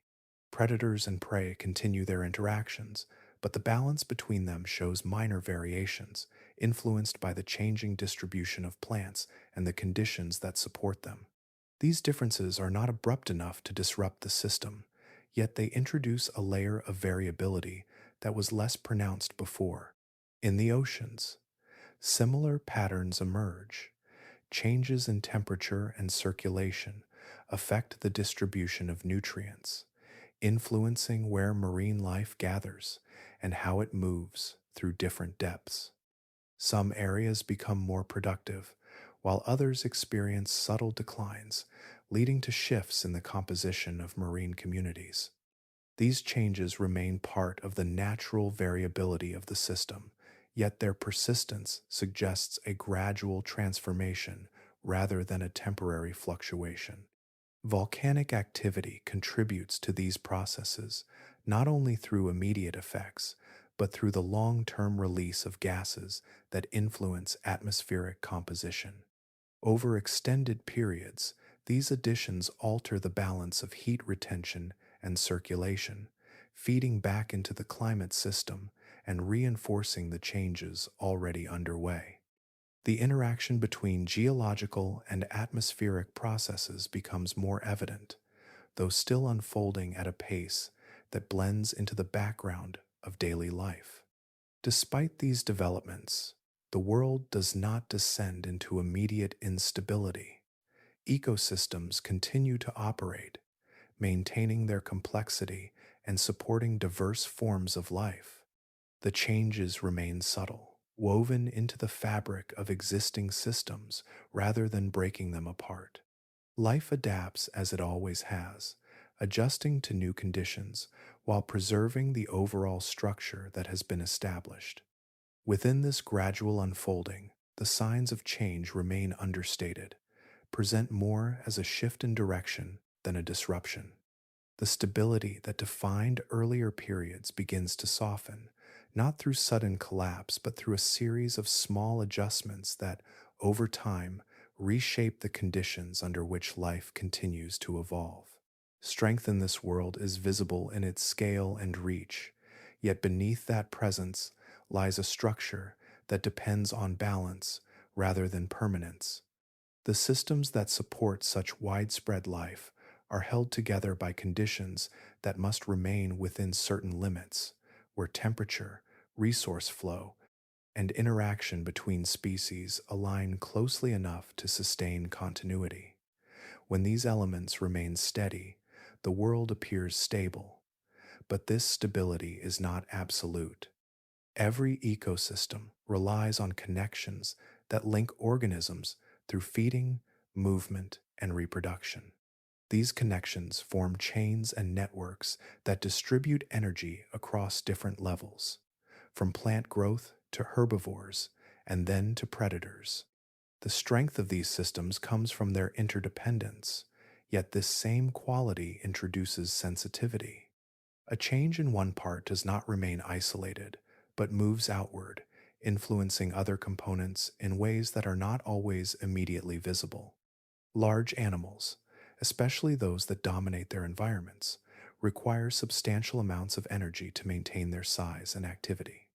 Their presence depends on consistent access to food and suitable conditions that allow them to grow and reproduce.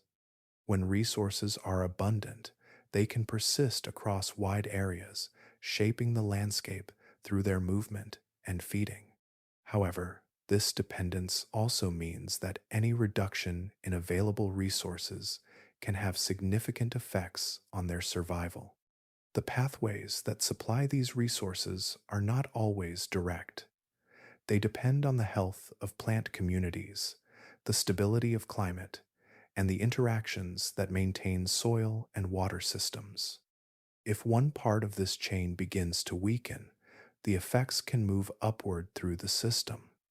A change in vegetation can influence herbivore populations, which in turn affects the predators that rely on them. This sequence does not require a dramatic shift to begin.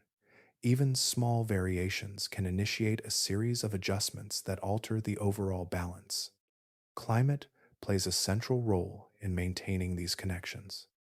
Consistent patterns of temperature and moisture allow ecosystems to function with predictability, supporting growth and reproduction across seasons. When these patterns shift, even slightly, the timing and availability of resources can change. Organisms that depend on specific conditions may find themselves out of alignment with their environment, requiring adaptation or leading to decline. The complexity that defines this world also contributes to its vulnerability. With many species occupying specialized roles, the removal or reduction of one can leave a gap that is not easily filled. While diversity provides multiple pathways for energy to move, it also creates dependencies that must be maintained. The loss of a single component can alter interactions across the system, leading to changes that extend beyond the initial disruption. Small disturbances, when they occur, have the potential to cascade through these interconnected networks. A localized change can influence neighboring regions, which in turn affect others, creating a chain of responses that grows over time. These cascades do not always lead to immediate collapse, but they can weaken the structure of ecosystems, making them more susceptible to further changes. Within this intricate balance, the world reveals a quiet fragility. Its strength lies in connection and continuity, yet those same qualities require conditions that must be maintained. Life persists through adaptation and resilience, but it does so within a system where stability is sustained not by permanence, but by the careful alignment of many interdependent parts. The transition does not unfold slowly here, but arrives as a moment that interrupts the long continuity that came before, compressing change into a span that alters the course of the planet. The systems that had maintained balance for so long encounter a force that moves across land, sea, and sky, disrupting the conditions that supported their stability. The shift is not localized, but global, reaching into every environment and affecting the connections that hold ecosystems together. In the immediate aftermath, the structures that once defined life begin to break apart. The relationships between predator and prey, between plants and the animals that depend on them, are interrupted as the availability of resources changes rapidly. Light, temperature, and atmospheric composition shift in ways that alter the processes underlying growth and survival. These changes do not allow for gradual adjustment, but require responses that many organisms cannot sustain. The largest and most specialized species are among the most affected. Their dependence on consistent conditions and substantial resources becomes a limitation when those conditions no longer hold. Without stable food sources or suitable environments, their populations decline quickly. The features that once supported their dominance, their size, their specialization, and their reliance on established systems now contribute to their vulnerability. As these dominant forms disappear, the structure of ecosystems is reshaped. Gaps appear where roles were once clearly defined, leaving spaces that are no longer filled in the same way. The absence of these organisms alters the flow of energy through the system, changing how resources move and how interactions occur. The world that had been built over millions of years begins to dissolve, not into complete emptiness, but into a state of reduced complexity. Amid this change, certain forms persist. Smaller organisms, those with broader tolerances and more flexible behaviors, find ways to continue. Their survival does not depend on narrow conditions, allowing them to adapt to the altered environment more effectively. These survivors carry forward traits that favor adaptability, resilience, and the ability to operate within changing systems. The transition that follows is not a return to the previous world, but the beginning of a different one. The survivors become the foundation for new ecosystems, where the balance will be rebuilt under new conditions. The processes that shaped earlier life continue, but they do so with a different set of participants and a different arrangement of interactions. Over time, these new systems grow in complexity, filling the spaces left behind and establishing new patterns of life. The forms that emerge are influenced by what has been lost and by what has endured, creating a continuity that links past and future without repeating the same structure. The planet does not reset, but evolves from the remains of what came before. Within this transformation, the Mesozoic world comes to an end. Its landscapes, its dominant species, and its long-established systems no longer exist in the form they once did. Yet the elements that persist carry forward the history of that era, shaping the conditions that follow. From this point, the Earth begins to take on the characteristics that will define it in later ages. The foundations laid by survival and adaptation guide the development of new ecosystems, leading toward a world that, while different in form, remains connected to the deep past through the continuity of life that has endured through change.